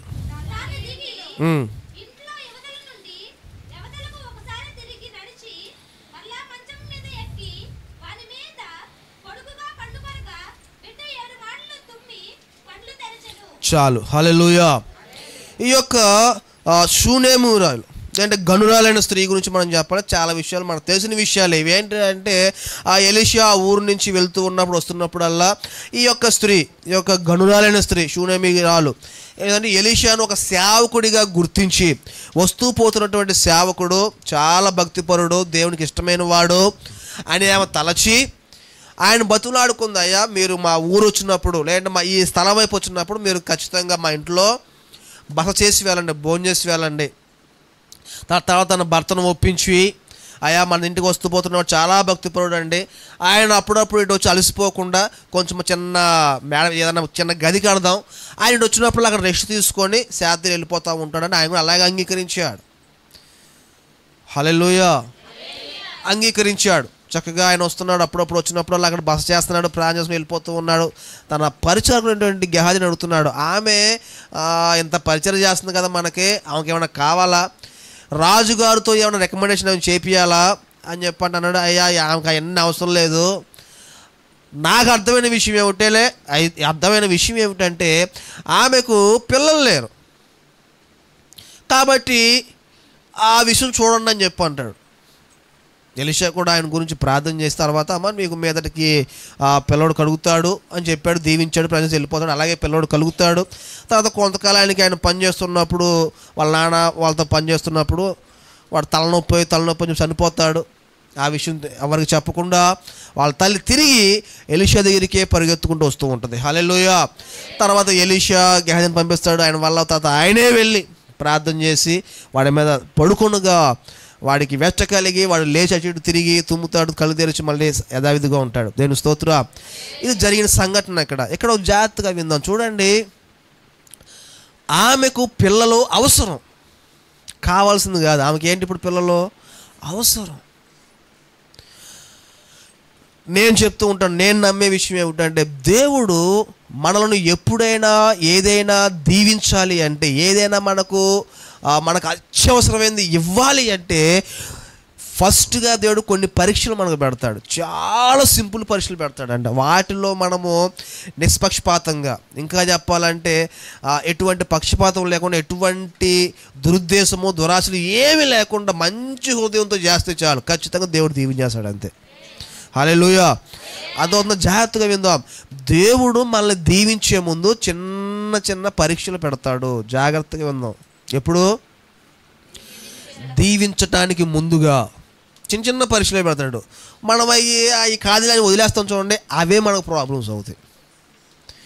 లోబడ్డారు అనుకోండి అంతే, ఇంకా నిన్ను దీవించకుండా ఆపేసే తరం ఎవరి వల్ల కాదు. ఇంకా వాటిని మనం గుర్తించి లోబడాలి. హల్లెలూయా. ఇప్పుడు యొక్క గనులైన స్త్రీ కూడా దేవుడు ఆమెకు పిల్లల్ని ఇవ్వాలి ఎప్పుడో తలంచాడు. దానికి ముందుగా ఆయన పెట్టిన టెస్ట్ ఏంటో తెలుసా? ఒక సేవకుడిని పంపిస్తాను, అటు ఇటు పంపిస్తూ ఉంటే ఈమె సేవకుడిగా చేర్చుకునిద్దా లేదా, ఆయనకు పరిచయం చేసిద్దా లేదా అని ఒక టెస్ట్ వేసాడు అంతే. ఆ విషయం ఆమెకే తెలియదు, ఎవరికీ తెలియదు. ఆమె చక్కగా మంచి ఉద్దేశంతో ఆయన సేవకుడిగా చేర్చుకుంది, చేయాల్సినటువంటి పరిచయాన్ని చేస్తూ ఉంది. దేవుని స్తోత్రం. ఆమె చేసిన పని అదే, దేవుడు ఆమెకు అవసరమైన దాన్ని దేవుడు తీర్చాడు అంతే. హల్లెలూయా, హల్లెలూయా. నిజమే దేవుని బిడ్డలారా, మన జీవితాల్లో కూడా ఎప్పుడైతే మనము ఆశీర్వదించబడాలి అంటే, గొప్పవారం అవ్వాలంటే దేవుడు మన కళ్ళ ముందు చిన్న చిన్న పరీక్షలు పెడతా ఉంటాం. పరీక్షలు అంటే ఏదో అగ్నిలో దూకేయండి నడవమని కాదు, చిన్న చిన్న విషయాల్లో నమ్మకంగా ఉన్నామని పరిశీలన చేస్తూ ఉంటాడు అంతే. హల్లెలూయా. వాటిలో మనం నమ్మకంగా ఉంటే నీకు వచ్చే ఆశీర్వాదాలను ఎవ్వరూ ఆపలేరు. ఇంకా ఎలాగుంటుంది తెలుసు దేవుని ఆశీర్వాదాలు? కీర్తనలో 20వ అధ్యాయం 4వ వచనంలో ఒక మాట ఉంటుంది. 20వ కీర్తన 4వ వచనంలో ఆయన నీ కోరిక యావత్తును చదవండి. 20వ అధ్యాయం 4వ వచనం, నీ కోరికను సిద్ధింపజేసి. ఆమేన్, హల్లెలూయా. లాస్ట్ ఇయర్ మాకు ఇచ్చినటువంటి వాగ్దానం అది. నిజంగా నాకు దేవుడు ఆ వాగ్దానం ఇచ్చినప్పుడు, మా సంఘానికి ఇచ్చినప్పుడు నేను అంటే ఆలోచన చేశాను, ప్రార్థన 40 రోజులు ప్రార్థన చేసి ఇచ్చిన వాగ్దానం అది. అదే రీతిగా నేను మా సంఘంలో కూడా చెప్పి ప్రార్థన చేపిస్తున్నాను. అమ్మా, దేవుడు మా సంఘానికి ఇచ్చిన వాగ్దానము, దీని గురించి మీరు ఏం చేయాలంటే ప్రతిరోజు ప్రార్థన చేయాలి. దేవుడు ఇచ్చిన వాగ్దానం ఏం చేయాలి? ప్రతిరోజు ప్రభువా నువ్వు ఇచ్చావు వాగ్దానం, మా కోరిక యావతం సిద్ధింపజేస్తానన్నావు, ఆలోచన యావతం సఫలపరుస్తానన్నావు, నువ్వు ఇచ్చిన వాగ్దానం చెయ్యి ప్రభువా అని ప్రార్థన చేసేవారికి ఉండాలి. హల్లెలూయా, హల్లెలూయా. నిజంగానే ఆ సంవత్సరములో ఎలాగైతే ప్రార్థన చేశామో మా సంఘంలో చాలామంది అదే వాగ్దానం పట్టుకొని ప్రార్థన చేశారు. ఎప్పుడెప్పుడో ఆగిపోయిన కార్యాలు కూడా దేవుడు నెరవేర్చాడు ఆ సంవత్సరము. దేవుని స్తోత్రం. పెళ్ళి అయిపోయింది, పిల్లలు లేరు. 4-5 సంవత్సరాల నుంచి దేవుడు వాళ్ళకి పిల్లల్ని ఇచ్చాడు. ఒక ఆమె ఇల్లు అమ్ముకోవాలని చెప్పేసి 7-8 సంవత్సరాల నుంచి అనుకుంటున్నాను, ఇల్లు అమ్ముకోలేకపోతున్నారు. ఆ సంవత్సరం దేవుడు అమ్ముకోవడానికి కృప చూపించాడు. ఒకళ్ళకేమో ఇల్లు లేదు, ఇల్లు కొనుక్కోవాలనుకున్నారు, ఆ సంవత్సరం కట్టుకోవడానికి దేవుడు కృప చూపించాడు. మన కోరికను సిద్ధింపజేసే దేవుడు. హల్లెలూయా. దానికి ముందు కొన్ని పరీక్షలు కూడా వెళ్ళారు, వాళ్ళు నెరవేర్చారు అంతే. దేవుని స్తోత్రం. నా జీవితంలో కూడా చిన్న సాక్ష్యం చెప్తాను. నా జీవితంలో కూడా మీరు చాలామంది చూసి ఉండవచ్చు, కన్వెన్షన్లో మరి మీ దైవజనులు మేము చాలామంది రమేష్ పాస్ దగ్గర పరిచయం చేస్తుంటాం. కన్వెన్షన్లో, ఐపీసీ కన్వెన్షన్లో 5 రోజులు అక్కడే ఉంటాం, పరిచయం చేస్తూ ఉంటాం. అయితే నేను బైబిల్ కాలేజ్ గుణదల్లో చేసిన తర్వాత మళ్ళీ కేరళకి వెళ్ళి 2007 నుంచి 10 వరకు అక్కడ తర్ఫీజ్ చేసి వచ్చిన తర్వాత పాస్టర్ దగ్గర పరిచయం చేస్తున్నాను. తర్వాత కొంతకాలం వాంబే కాలనీలో మా పాస్టర్ గారు చెప్తే కొంతకాలం చేశాను. తర్వాత దేవుడు నైనవరం వెళ్ళిపోయి నైనవరం వచ్చాను, అక్కడ సేవ చేసుకుంటున్నాం. ఏం లేదు, ఒక్క బైబుల్, నా పుస్తకాలు, నా లైబ్రరీ ఉంది, చిన్న లైబ్రరీ, వాటితోనే నైనవరం వచ్చి పరిచయం చేసుకుంటూ ఉన్నాం, సువార్త చేసుకుంటూ ఉన్నాం. ఈలోపు ఒక రోజు దేవుడు ఒక దర్శనాన్ని ప్రార్థన చేసుకుంటూ పొద్దున్నే తెల్లవారుజాము 4:30 గంటల ప్రార్థన చేసుకుంటూ దేవుడు దర్శనం చూపించాడు. ఏమిటంటే ఒక సంవత్సరం 2 years అయిన తర్వాత దేవుడు చూపి దర్శనం ఏమిటంటే, అది మన కన్వెన్షన్లో నేను వెళ్ళి అందరూ భోజనం చేసిన తర్వాత ఆకులన్నీ తీసేసి ఆ గ్లాసులన్నీ కూడా చక్కగా గోనె పట్టలో వేసేసి, నోయల్ సామి దగ్గర వస్తున్నారు, ఆయన వచ్చేలోపు మొత్తం శుభ్రం చేసి పెట్టేశారు. అలా చిన్న దర్శనం వచ్చింది. నాకేం అర్థం కావాల, నాకు అర్థమైన విషయం అంటే ఏదో పరిచయం చెప్తున్నట్టున్నారు అని అనుకున్నాను. సో దీనికి ఎవరికి చెప్పాలి ఈ విషయాన్ని అని చెప్పి నున్న రమేష్ పాస్టర్ దగ్గరికి వెళ్ళి, మా మిసెస్ నేను పాస్టర్ ఇద్దరం వెళ్ళి, అయ్యగారు మేము నిన్న ఉదయం ఇట్లా ప్రాజెక్ట్ దేవుళ్ళ చూపించాడు అని చెప్తే, ఆయన వెంటనే కళ్ళమ్మంటే కొంచెం నీళ్ళు తిరిగినాయి ఆయన కళ్ళల్లో. మాకు అర్థం ఇదేంటి మాదకు వచ్చిన దర్శనం గురించి ఈయన చెప్తుంటే పాస్టర్ గారికి, ఈయనంటే కొంచెం ఎమోషనల్గా, అంటే కొంచెం కళ్ళమ్మంటే నీళ్ళు తిరుగుతున్నాయి అని చెప్తూ ఉంటే నాకు కొంచెం ఏదో ఆశ్చర్యం వేసింది. తర్వాత అడిగితే పాస్టర్ గారు చెప్తూ ఉన్నారు, నేను దాదాపు 6 నెలల నుంచి ప్రార్థన చేస్తున్నా రాజేషు అని చెప్పి అన్నాడు. దేవుని స్తోత్రం, హల్లెలూయా. దేనికోసం అంటే అయ్యగారి దగ్గర ఒక యవనస్తుడు ఎప్పుడో చాలా సంవత్సరాల నుంచి తర్ఫీదు ఇస్తున్నాడు. అంటే ఆయనకు వయసు అవుతుంది కానీ నా తర్వాత ఇంకెవరికైనా తర్ఫీదు ఇవ్వాలి, ఈ పరిచర్య వంటల దగ్గర పరిచర్యలకు అప్పచెప్ప. పాపం ఒక కుర్రోడు చాలా 12 సంవత్సరాల నుంచి దగ్గర పరిచర్య చేస్తున్నాడు, అన్నీ నేర్చుకున్నాడు చక్కగా. సడన్గా ఏమైందో తెలియదు కానీ కొంచెం ఏదో గ్యాస్ నొప్పి ఏదో వచ్చి సంథింగ్, ఆయన కొంచెం గ్యాస్ నొప్పి అని తెలియక దాంట్లోనే థమ్స్అప్ తాగేసాడంట. ఆయన యవనస్తుడే. అదేమైందంటే గుండె కొడుసు ఆయన చనిపోయాడు. ఇప్పుడు అయ్యగారు బాధపడుతున్నారు. ఇంకా నోల్ సమయం కూడా చెప్పదంట ఆయన ఆ విషయాన్ని. ఆయన బాధపడి ప్రార్థన చేస్తున్నాడు, ప్రభువా నాకు అలాగే ఎవరైనా నమ్మకంగా ప్రార్థనాపరుడు నీతిమంతుడుగా నీ చిత్త ప్రకారం చేసేవాడు ఎవరైనా ఉంటే నాకు పరిచయం చేయి ప్రభువా, వాళ్ళనే పంపించని ప్రార్థన చేస్తాడు. 6 నెలల నుంచి ప్రార్థన చేస్తాడంట దైవజనుడు ఆయన. దేవుని స్తోత్రం, హల్లెలూయా. అప్పుడు అంటున్నాడు ఆయన, నేను 6 నెలల నుంచి ప్రార్థన చేస్తుంటే దేవుడు నీతో మాట్లాడాడు అన్నాడు. అంతే. నాకు చాలా ఆశ్చర్యం వేసింది. నిజమే అన్న, మరి నువ్వు ఈ సంవత్సరం పరిచర్యకు వస్తావు మరి? నేను ఖచ్చితంగా వస్తానండి. ఎప్పుడో చిన్నప్పుడు చేసేవాడిని అట్లాగా, ఈ సంవత్సరం వస్తానని చెప్పినప్పుడు చక్కగా వెళ్ళాం. ఏం తెలియకుండా అంటే ప్రభు చెప్పాడు, చేస్తున్నాం, మంచి హృదయంతో చేసుకుంటూ ఉన్నాం. ఆ సంవత్సరమే దేవుడు మా దగ్గర రూపాయి లేకపోయినా మందిరం కొనటానికి దేవుడు సహాయం చూపించాడు. దాని వర్త్ ఎంత అంటే 8 లక్షలు. అది కానీ దేవుని కృపను బట్టి 6.5 లక్షలకే ఆమె కూడా ఫిలదెల్ఫియా చర్చికి వెళ్ళిద్దామే. ఆమెకున్న సమస్య ఏంటంటే 8 లక్షలు కరెక్ట్గా అమ్మితే ఆమె అప్పులు తీరిపోయి ఆమె కూడా చిన్న స్థలం ఎక్కడ కొనుక్కుంటుంది. అదే మేము 6.5 లక్షలకి బేరవాడి తీసుకుంటామంటే మా అప్పులు తీరుతాయి కానీ నేను వేరే చోట ఎక్కడ కొనుక్కోలేనండి అంది. లేదమ్మా ఆ సాగులు చాలామంది మొత్తానికి ఆమె కూడా ఏడు చేసి ఒప్పుకుంది. మీరు ఎంత చిన్న వయసులో సేవ చేస్తున్నారు, మీకు అమ్మకపోతే నాకు మనసు ఒప్పుకోవట్లేదు, సరేనండి ఏదైతే అయిందిలే కానీ దేవుని స్తోత్రం అని చెప్పేసి అమ్మేసింది. అంతే. ఆమెకు అప్పులు తీరిపోను, మళ్ళీ ఇంకోటి కట్టిన ఇల్లే కొనుక్కుంది ఆమె. దేవుని స్తోత్రం. అంత డబ్బులు మిగిలినాయి, అప్పులు తీరిపోయింది, మళ్ళీ స్థలం కొనుక్కున్న ఆమెకి కట్టిన ఇల్లు దొరికింది. చూడండి, ఎందుకు చెప్పి ఇప్పుడు స్థలం కొనుక్కున్నాం, మా ఇంట్లో లేదో 1.5 లక్షలు ఇచ్చారు, ఆ డబ్బులు ప్రార్థన చేసుకున్నాం. తర్వాత నిదానంగా స్థలం కొనడం జరిగింది 6.5 లక్షలు పెట్టి. మా వల్ల కాని పని అది. ఇంకో విషయం తెలుసా, అసలు నేను ప్రార్థన చేయాల, నాకు సొంత మందిరం కావాలని. ఎందుకంటే మా స్తోత్రం నాది, డబ్బు లేని గాడికి ఎలా ప్రార్థన చేస్తాం లక్షలు పెట్టి. దేవుని స్తోత్రం. కానీ దేవుడు మరల శ్రద్ధ కలిగి ఉన్నాడు, ఇచ్చాడు. అంతే. అలాగే ఇవ్వటానికి దేవుడు సిద్ధపడ్డాడు. దానికి ముందు చిన్న దర్శనం ఇచ్చాడు, లోబడతాడా లేదా అని. నేను లోబడ్డాను. అంతకుముందు అనుకోవచ్చు ఇదేంటి, నేను బీటీహెచ్ చదివాను, ఎంఏ చదివాను, ఇంగ్లీష్ బాగోవచ్చు, నేనేంటి భోజనాలు దగ్గరికి ఆకులు తీయడమేంటి, గ్లాసులు తీయడమేంటి అని కటింగ్ ఇచ్చాను అనుకోండి. స్థలం కొనేవాడిని కూడా కాదు, సేవ చేసేవాడిని కూడా కాదేమో. దేవుని స్తోత్రం. అందుకని చెప్తూ ఉన్నాడు, దేవుడు మనల్ని దీవించడానికి ముందు చిన్న పరీక్షలు పెడతా ఉంటాడు, వాటిలో మనం నెగ్గాలి. నేను మంచి హోదంతో పరిచయం చేసుకున్నాను. ఆ సంవత్సరం అయిపోయింది, స్థలం కొన్నాం. ఇంకో సంవత్సరం అయింది. ఆ సంవత్సరం దేవుడు వేరే కృప చూపించాడు. ఏమిటంటే మాకు బాబు పుట్టాడు. అప్పుడు బ్లడ్ లేదు, ఆపరేషన్ చేయాలి, ఇక చాలా చెప్పారు. ఆ సంవత్సరం పరిచయం వచ్చిన తర్వాత చక్కగా పరిచయం అయిపోయింది. 3 నెలలకి ఏప్రిల్ నెలలో దేవుడు నార్మల్ డెలివరీతో మా బాబుకి మా పాస్టర్కి జన్మనివ్వడం జరిగింది. హల్లెలూయా. అదొకసారి ఆ సంవత్సరం అయిపోయింది. తర్వాత సంవత్సరం అప్పుడెప్పుడు స్థలం కొన్నాం కదా ఫస్ట్ టైం, అది కట్టలేదు. ఇంకా తర్వాత సంవత్సరం పరిచయం చేసాం గుణదల్లో, అదే గోడవల్ల కన్వెన్షన్లో పరిచయం చేసి వచ్చాము. ఆ సంవత్సరం మందిరం కట్టడానికి దేవుడు స్టార్ట్ చేయించాడు. హల్లెలూయా. అది కూడా ఏదో 7,000 పట్టుకోండి. అప్పుడు అందరం మాడుకోండి, ఎలీషా చాలామంది సేవలు మాడుకోండి. ఏడో పాస్టర్ గారు ఒక 7,000 10,000 ఉంటే చాలానే చిన్న పైపులు చుట్టుపక్కల అంటే చుట్టూరు స్థలం చుట్టూ పైపులు వేసుకొని, పైన ఏమో సెకండ్ హ్యాండ్ రేకులు ఏమైనా వేసుకొని చుట్టూ పరదా కట్టుకొని చేసుకోవచ్చు ముందు పరిచర్య అంటే. సరే అని చెప్పి అలాగే స్టార్ట్ చేసాం. 7,000 పెట్టుకొని స్టార్ట్ చేసాం. దాదాపు 4 లక్షలు అయింది. సేవకులు చాలామంది సహాయం చేశారు. అడక్క ముందు నేను ఎవరిని అడగలేదు, అడిగిన వాళ్ళు ఎవరు ఇవ్వలేదు. ఇది అడిగిన వాళ్ళు ఇవ్వలేదు, అడగని వాళ్ళు వాళ్ళే ఫోన్లు చేసి సహాయం చేశారు. కొంత అప్పు కూడా చేసామండి. చెప్పకూడదు, ఎందుకు చెప్పకూడదు, అప్పు కూడా చేసాం తొందరపడి. ఎట్లా జరిగిపోయింది. ఎందుకు చెప్తున్న విషయం అంటే ఆ సంవత్సరము ప్రతి ఏ సంవత్సరం అయితే పరిచయం చేస్తున్నానో ప్రతి సంవత్సరం ఒక్కొక్క కృపను దేవుడు చూపిస్తూ ఉన్నాడు. హల్లెలూయా, హల్లెలూయా. అట్లాగా దేవుడు మందిరం కడుతున్నాం అంటే పైపులు తీసుకొచ్చాం, షెడ్కే ప్లాన్ చేసాం. ఈలోపు ఒక యవనస్తుడు మీ వెనకే ఉన్నాడు, ఆ కుర్రోడు. ఆ యవనస్తుడు వచ్చి అన్నాడు, టాపీ మేస్తో మాట్లాడుతున్నాడు.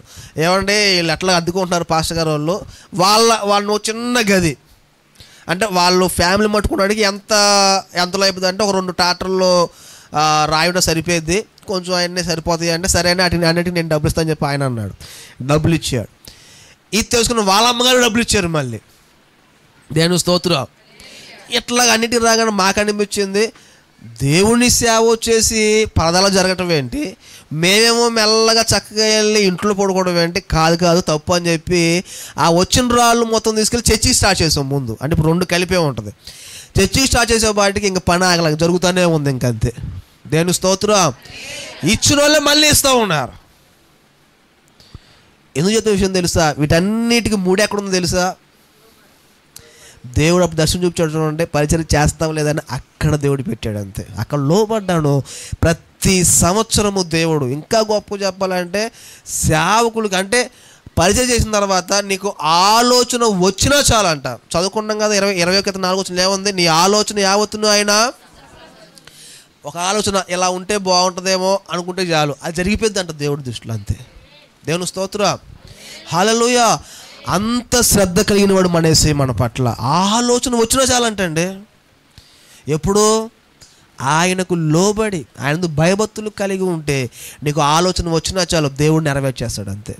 నాకు చిన్న ఉదాహరణ చెప్తాను. అంటే చాలా ఉన్నాయి అద్భుతాలు చెప్పాలంటే నాకు సంవత్సరాలు పడుతూనే ఉంటుంది. ప్రతిదీ అద్భుతమే, ఒక రోజు అద్భుతమే. అది చెప్తాను ఒకసారి. మీకు చాలామందికి మీకు చిన్నప్పుడు మీకు చాలామంది డబ్బులు దొరుకుతూ ఉంటాయి తెలుసా? పెద్దనా దొరుకుతాయా? మీకుందా లేదో తెలియదు, నాకు అనుభవం ఉంది. చిన్నప్పుడు డబ్బులు బాగా దొరికాయి. రూపాయి దొరుకుతూ ఉండే, 2 రూపాయలు పావలా దొరుకుతూ ఉండే. పెద్దనా దొరకటం చాలా బాధపడి ఇదేంటి చిన్నప్పుడు బలి దొరికే డబ్బులు పెద్దనాక దొరకవేంటి అనుకున్నా. అట్లా ఉందా? ఎవరికైనా అనుభవం ఉంది అట్లాగా? చాలామంది తెలుసు. నాకోసం ఇట్లాగా ఆలోచన వచ్చింది. చిన్నప్పుడు బలి డబ్బులు దొరికాయి, ఇప్పుడు డబ్బులు దొరకవేంటి మనకి ఈ సంవత్సరమే. అట్లా ఒకసారి ఒక మీటింగ్ వెళ్తా ఉన్నాం పాస్టర్ గారు ట్రాన్స్లేషన్, ఆన్లైన్లో ట్రాన్స్లేషన్ అంటే వెళ్తా ఉంటే లోపు బండికి జేబులో డబ్బులు లేవు, పెట్రోల్ డబ్బులు లేవు. నేను అనుకుంటూ ఉన్నా, సరదాగా అనుకున్నా, ప్రార్థన కూడా చేయలే. సరదాగా చిన్నప్పుడు భలే డబ్బులు దొరికాయి, ఇప్పుడు కూడా భలే డబ్బులు దొరికితే భలే ఉండు అని చెప్పి చూడండి చెప్తున్నా. అలా అనుకున్నాను అంతే. ఇక్కడ గురునానక్ కాలనీలో అంటే ఇటు నుంచి 9 గురునానక్ కాలనీ నుంచి పడమటికి వెళ్ళాలి.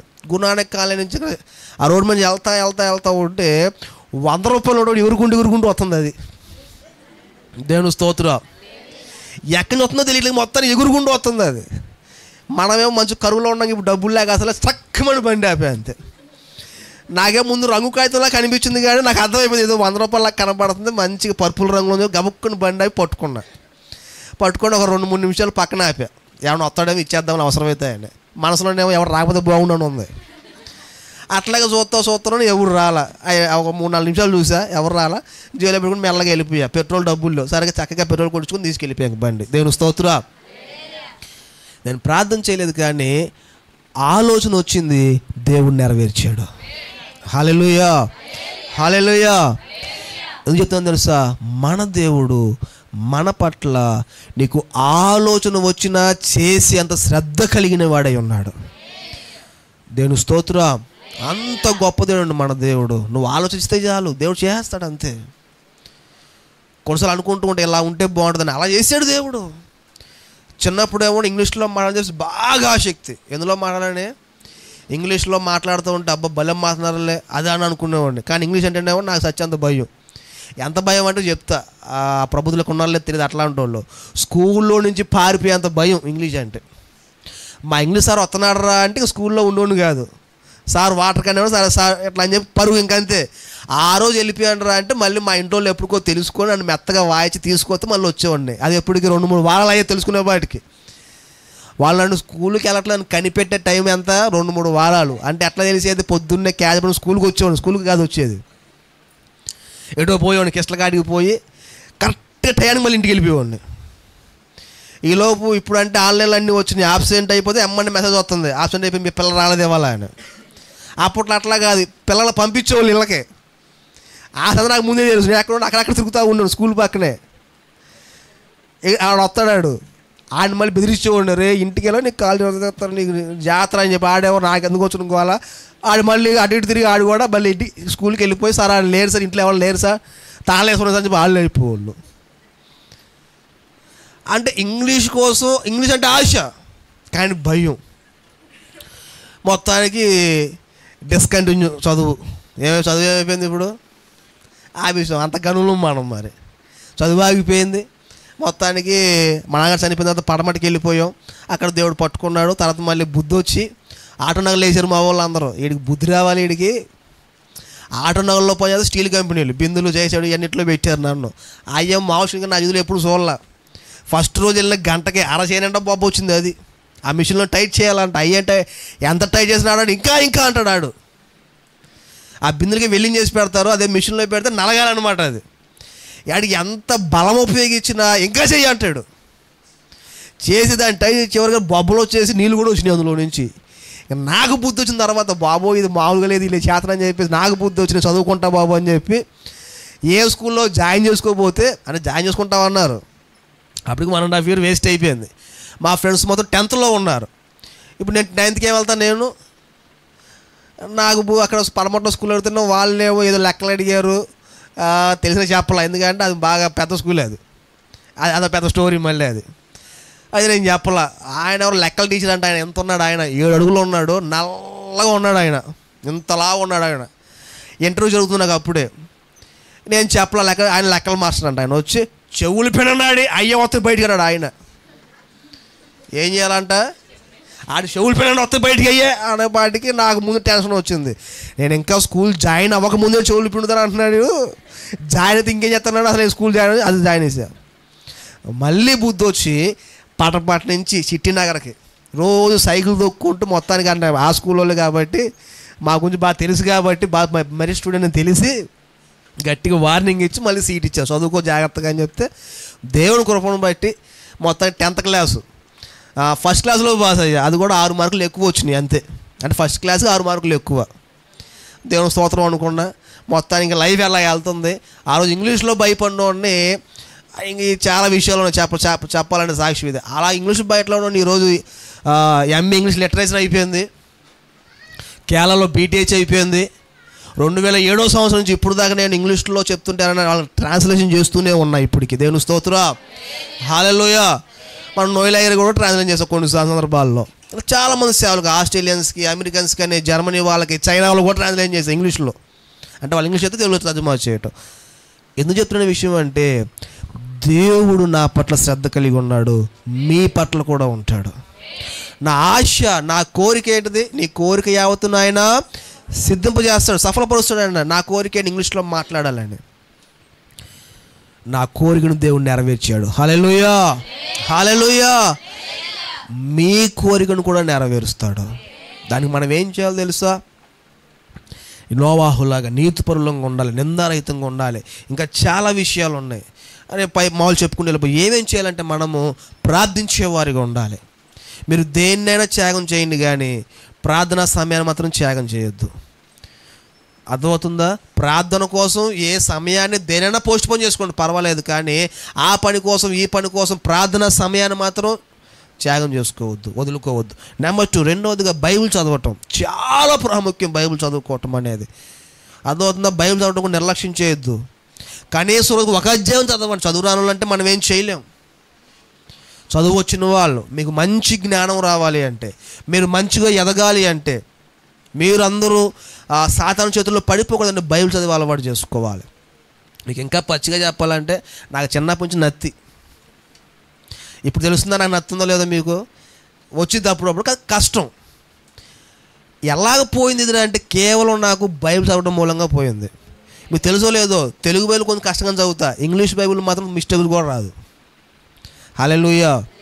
అర్థం, తెలుగు బైబిల్ కొన్ని తప్పులు వస్తాయేమో, కానీ ఇంగ్లీష్ బైబిల్ మాత్రం ఇంకా స్పష్టంగా, అసలు నత్తున్న సంగతి ఎవరికి తెలియదు అనమాట. అలా ఉంటుంది నాది. ఎవరిచ్చినట్ల కృపండి? బైబిల్ చదవటం ద్వారా. బైబిల్ చదువుతూ ఉండాలి, ఎక్కడా కూడా ఆపే ప్రసక్తి లేదు. డైలీ చదవాలి బైబిల్, అంతే. నేను చదివే విధానం వేరు. ఒకప్పుడు చదివిన విధానం ఎట్లా ఉండదు అంటే, పొద్దున 8 స్టార్ట్ చేస్తే నైట్ 8 ముగిచ్చేవాడిని బైబిల్. ఏదే కూర్చొని బాసపట్ల చదవటం కాదు, నుంచొని గట్టిగా నడుచుకుని చదివేవాడిని గదుల్లో. గట్టిగా అంటే టాప్ ఎగిరిపోయేది, అలా చదివేవాడిని. గొంతు నొప్పి వచ్చేది, ఒకసారి తిండి హారాలు మర్చిపోయేవాడిని. దేవుడు దీవిచ్చాడు అంతే. హల్లెలూయా. బైబిల్ చదవటంలో అంత శక్తి ఉంది. ఇక తర్వాతగా ఇంకో రహస్యం ఏమిటంటే, మన దేవుడు మనల్ని దీవించాలి, ఆయన మన పట్ల శ్రద్ధ కలిగి ఉండాలి అంటే కనుక పరిచర్య చేయాలి. దేవుని స్తోత్రం. హల్లెలూయా. ఏం చేయాలండి? పరిచర్య. నేను 100% నేను చెప్తానండి, ప్రభు చెప్పిన మాట నేను చెప్తున్నా. ప్రభు ఏమన్నాడు తెలుసా? మీలో ఎవడైనాను గొప్పవాడై గోరిన ఎడలా వాడు ముందేం చేయాలంట? పరిచారకుడై ఉండాలి. దేవుని స్తోత్రం.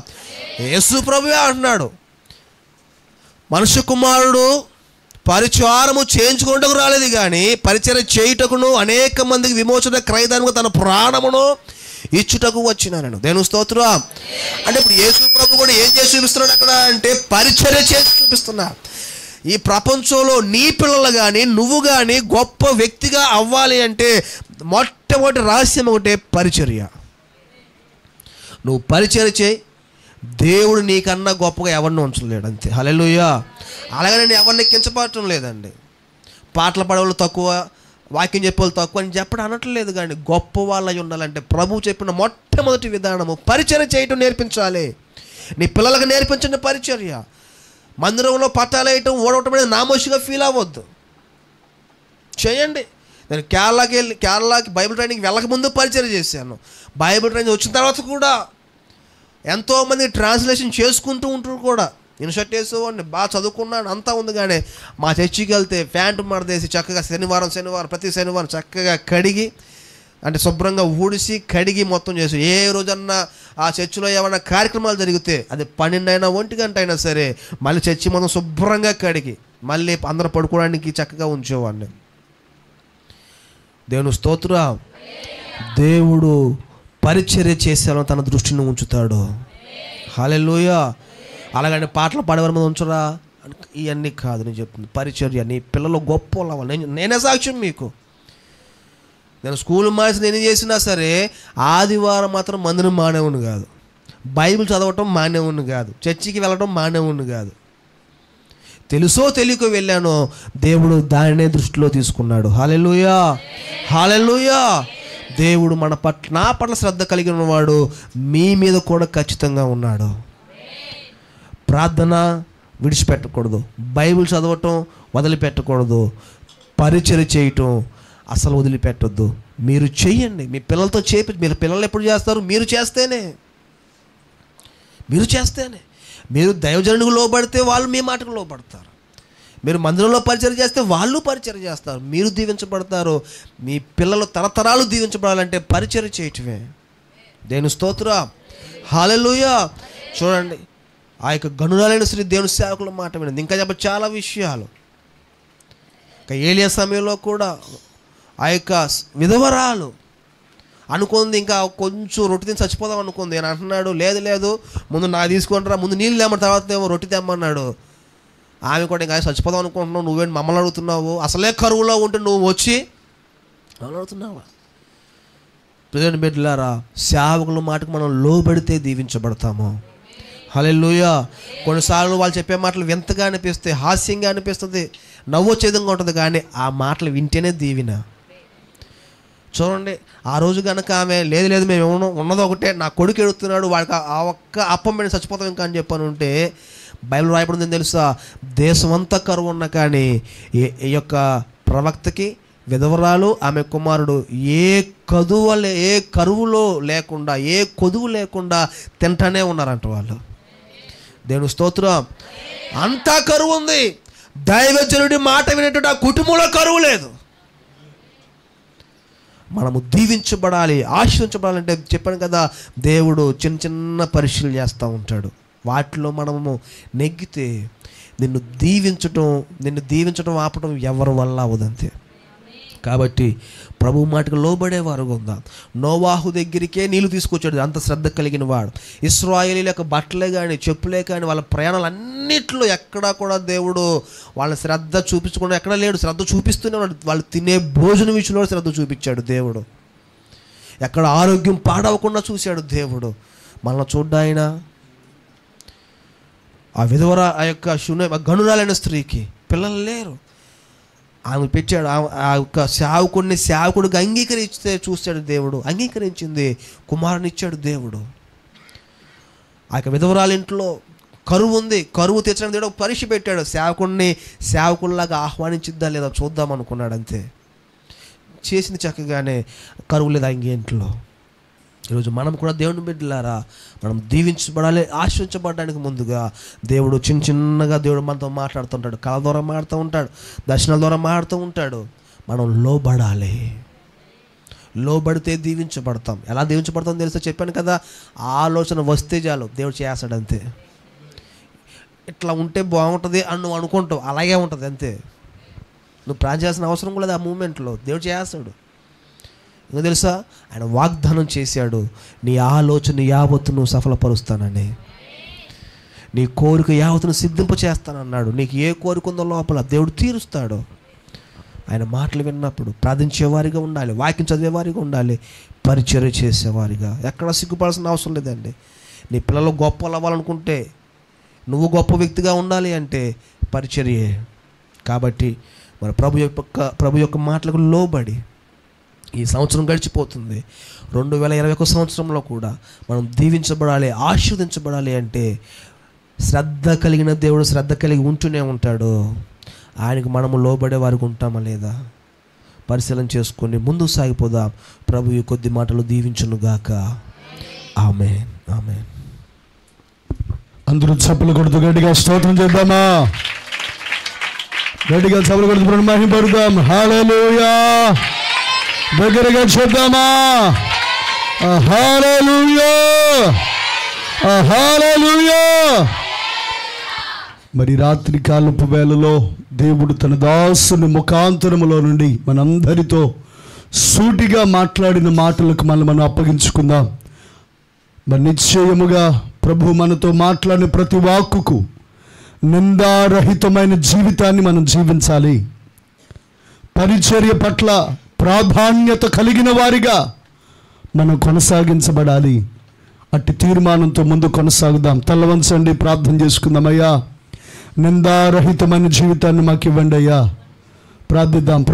కొద్ది నిమిషాలు అందరూ కూడా ఏకీభవించి అడుగుదాం. నిందారహితమైన జీవితాన్ని ప్రభువా మాకు దయచేయమని అడుగుదాం. ప్రభు పాదాల దగ్గర వేడుకుందాం. దేవా, ఇటు కృపను మాకు ఇవ్వండి అయ్యా. పరిచర్య పట్ల నిశ్చయంగా ఇదిగో ఐపీసీ కన్వెన్షన్లో పరిచర్య చేయుట ప్రతి సంవత్సరము పరిచర్య ఒక ఆశీర్వాదాన్ని తీసుకుని వస్తూ ఉంది. నిశ్చయముగా అట్టి ఆశీర్వాదాన్ని ప్రభు మనకును కూడా దయచే దేవుడై ఉన్నాడు. ఒక తీర్మానం చేద్దాం. రాత్రి తన దాసుని ముఖాంతరములో నుండి ప్రభు మనతో మాట్లాడిన మాటలకు మనం అప్పగించుకుందాం. మరి ఈ సంవత్సరం మనం ఏమైనా పరిచర్య చేశామా? దేవుని మందిర పరిచర్య పట్ల మన వైఖరి ఎలా ఉంది? ఇదిగో ప్రార్థించక మునిపే హృదయములో ఆలోచన వస్తూ ఉండగానే ఆ ఆలోచన ప్రభు సఫలపరుస్తున్నాడే. నోవాహు వద్దకే నీటిని తీసుకుని వచ్చిన దేవుడు నిశ్చయముగా మన వద్ద కూడా కథన కార్యాలు జరిగించడానికి సమర్థుడు. అప్పగించుకుందాం ప్రభు పాదాలకు. మనం వేడుకుందాం ప్రభు పాదాలు చెంత. పరిచర్య పట్ల ఆసక్తి కలిగిన వారమై ఉండాలి. ఇదిగో నిందారహితమైన జీవితాన్ని మనం జీవించగలుగుతున్నామా? ఇదిగో సంఘములో సాక్ష్యం కావాలి, కుటుంబంలో సాక్ష్యం కావాలి, చేయు పని వద్ద సాక్ష్యం కావాలి, తోటి విశ్వాసుల మధ్యలో ఒక సాక్ష్యం కావాలి. మనం అప్పగించుకుందాం. దేవా, అటు సాక్ష్య జీవితం నాకు దయచేయమని అడుగుదాం ప్రభు పాదాలు చెంత. దేవా, కనికరించండి అయ్యా, కనికరించండి. అడుగుదామా ప్రభు పాదాలు చెంత. దేవా, అట్టి సాక్ష్యాన్ని నాకు ఇవ్వండి. ప్రార్థన చేద్దాం. ఈ సమయంలో అందరూ కూడా అలాగే తలలు వంచి కళ్ళు మూసుకున్నట్లయితే చివరికి ముగింపు ప్రార్థన చేసుకుందాం. ప్రభుని అడుగుదాం. ఈ సమయంలో అడుగుదాం ప్రభు పాదాలు చెంత. దేవా, కనికరించండి అయ్యా. ఎంత మంచి దేవుడవేసయ్యా, నీవెంత మంచి దేవుడవేసయ్యా, చింతలన్నీ తీరేనయ్యా నిన్ను చేరగా. ఎంత మంచి దేవుడవేసయ్యా, నా చింతలన్నీ తీరేనయ్యా నిన్ను చేరగా. ఎంత మంచి దేవుడవేసయ్యా, పోరాటమైనా నేను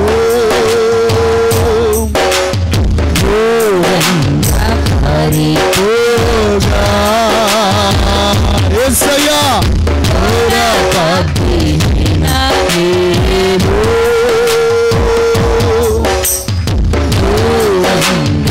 హరిపోగా. నీ ప్రేమతో నన్ను క్షమించి నన్ను హత్తుకున్నావయ్యా.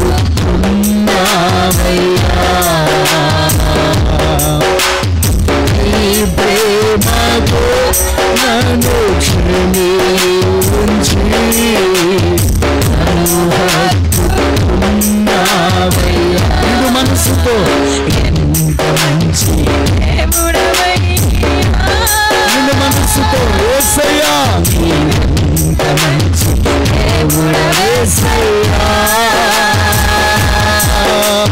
చింతలన్నీ తీరేనయ్యా నిన్ను చేరగా. ఎంత మంచి దేవుడవేసయ్యా, నా చింతలన్నీ తీరేనయ్యా నిన్ను చేరగా. ఎంత మంచి దేవుడవేసయ్యా, నాకున్న వారందరూ ఏకీభవించి నన్ను విరచిపోయినను. ఉచ్చరిందా నన్ను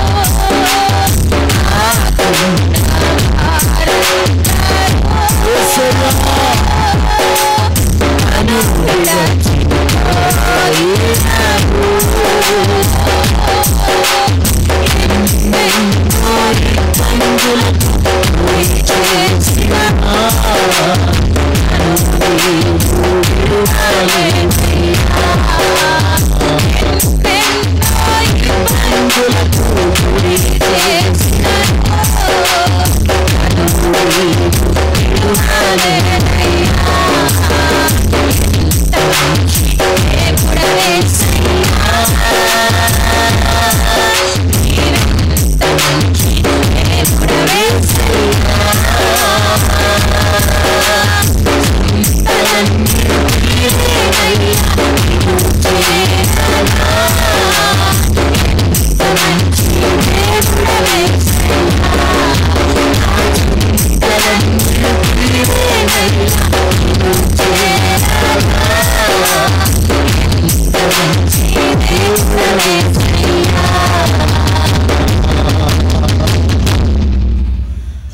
నా చింతలన్నీ తీరేనయ్యా నిన్ను చేరగా. ఎంత మంచి దేవుడవేసయ్యా. ప్రార్థిద్దాం ప్రభు పాదాల చెంత. ప్రభు మనతో మాట్లాడిన ప్రతి మాటకు మళ్ళీ మనం అప్పగించుకుందాం. ప్రార్థిద్దాం. ప్రార్థన. పరిశుద్ధుడా, మహోన్నతుడా, మా తండ్రి, నీకు స్తోత్రములు ప్రభువా. నీ ఘనమైన ఉన్నతమైన పరిశుద్ధమైన నామాన్ని బట్టి నీకు వందనాలు ప్రభువా. ప్రభువా, ఈ యొక్క సాయంకాల సమయంలో అయా నీ సన్నిధిలో చేరి నేను స్తుతించుటకు గణపరచుటకు తండ్రి అయా నీవు మాకు ఇచ్చినట్టు కృపను బట్టి నీకు వందనాలు ప్రభువా. ఈ సంవత్సరం ప్రారంభం నుంచి ప్రభువా ఈ యొక్క చివరి దినము వరకు ఎంతగా కాపాడి ఉన్నావో ప్రభువా. అవును ప్రభువా. అయ్యా నీకు వేలాది స్తుతులు స్తోత్రములు ప్రభువా. అవును తండ్రి. భయంకరమైన దినములలో ఇరుకులలో ఇబ్బందులలో ప్రభువా వేదనకరమైన పరిస్థితుల్లో ఎంతగానో తోడుగా ఉన్నాం నిజముగా ప్రభువా. అయ్యా మా ఆలోచన కూడా నువ్వు నెరవేర్చేంత శ్రద్ధ చూపిస్తున్నావయ్యా మా ఎడల. అవును ప్రభువా. మేము అడగక మునిపే ప్రభు, అయ్యా మేము అడగకుండానే ప్రభు, అయ్యా నిజముగా ఎంత శ్రద్ధ కలిగిన దేవుడు ప్రభు.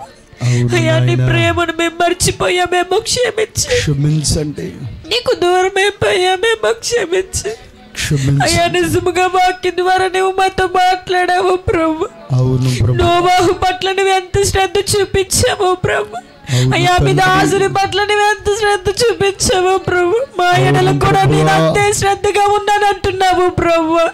నిజముగా ప్రభు అయ్యా నువ్వు శ్రద్ధ చూపుచున్నప్పటికీ కూడా ప్రభు అయ్యా మేము లోబడలేకపోతున్నామేమో క్షమించండి అయ్యా. లోబడే మనసు మాకు దయచేయండి అయ్యా. నీ వాక్యానికి లోబడే మనసు మాకు కావాలయ్యా.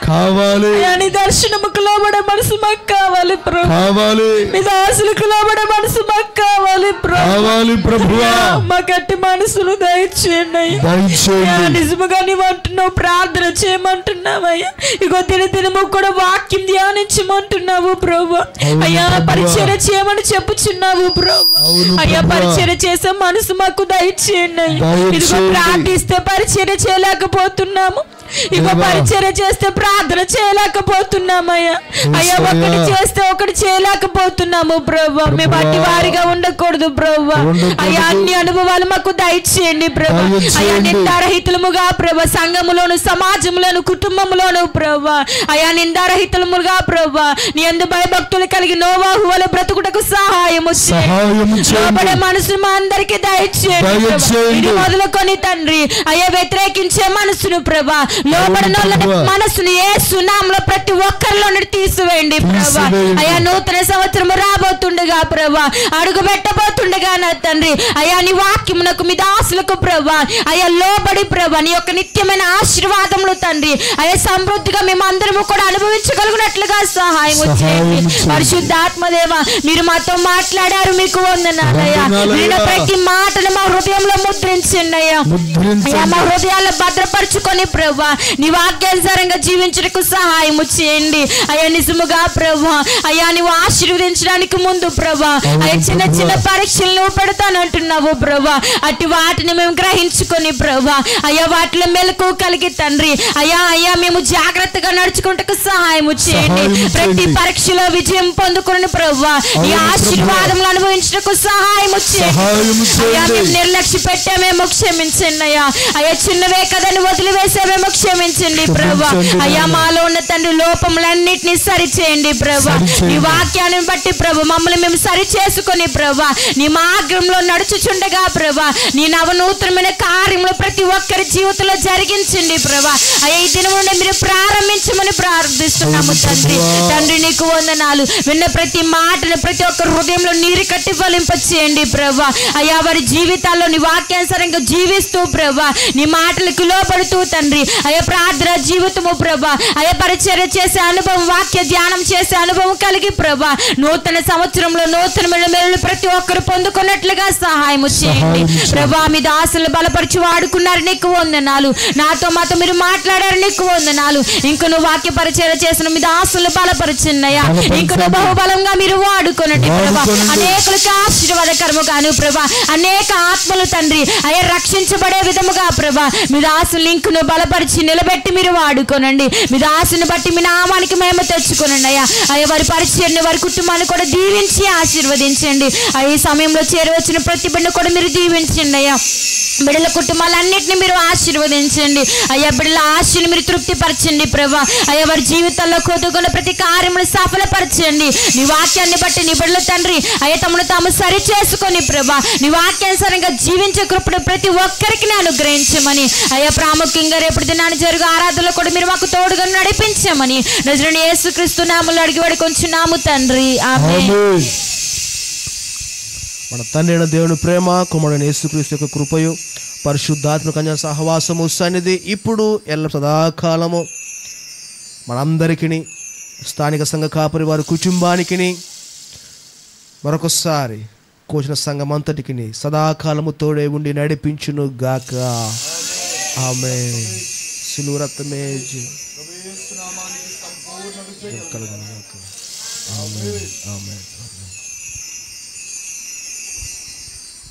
కూడి వచ్చిన అందరికీ ప్రత్యేకమైన వందనాలు. మరి ఆహ్వానించిన వెంటనే మరి వాచ్ నైట్ ప్రేయర్ ఉన్నప్పుడు కూడా మరి మన మధ్యలోనికి వచ్చి దైవర్తమానం అందించిన ప్రియులు దైవజనులు రాజేశ్వర గారికి, వారి కుటుంబానికి ప్రత్యేకమైనటువంటి వందనాలు. దేవుడు వారిని ఇంకనూ పరిచర్యలో దీవించి ఆశీర్వదించునుగాక. ఆమేన్.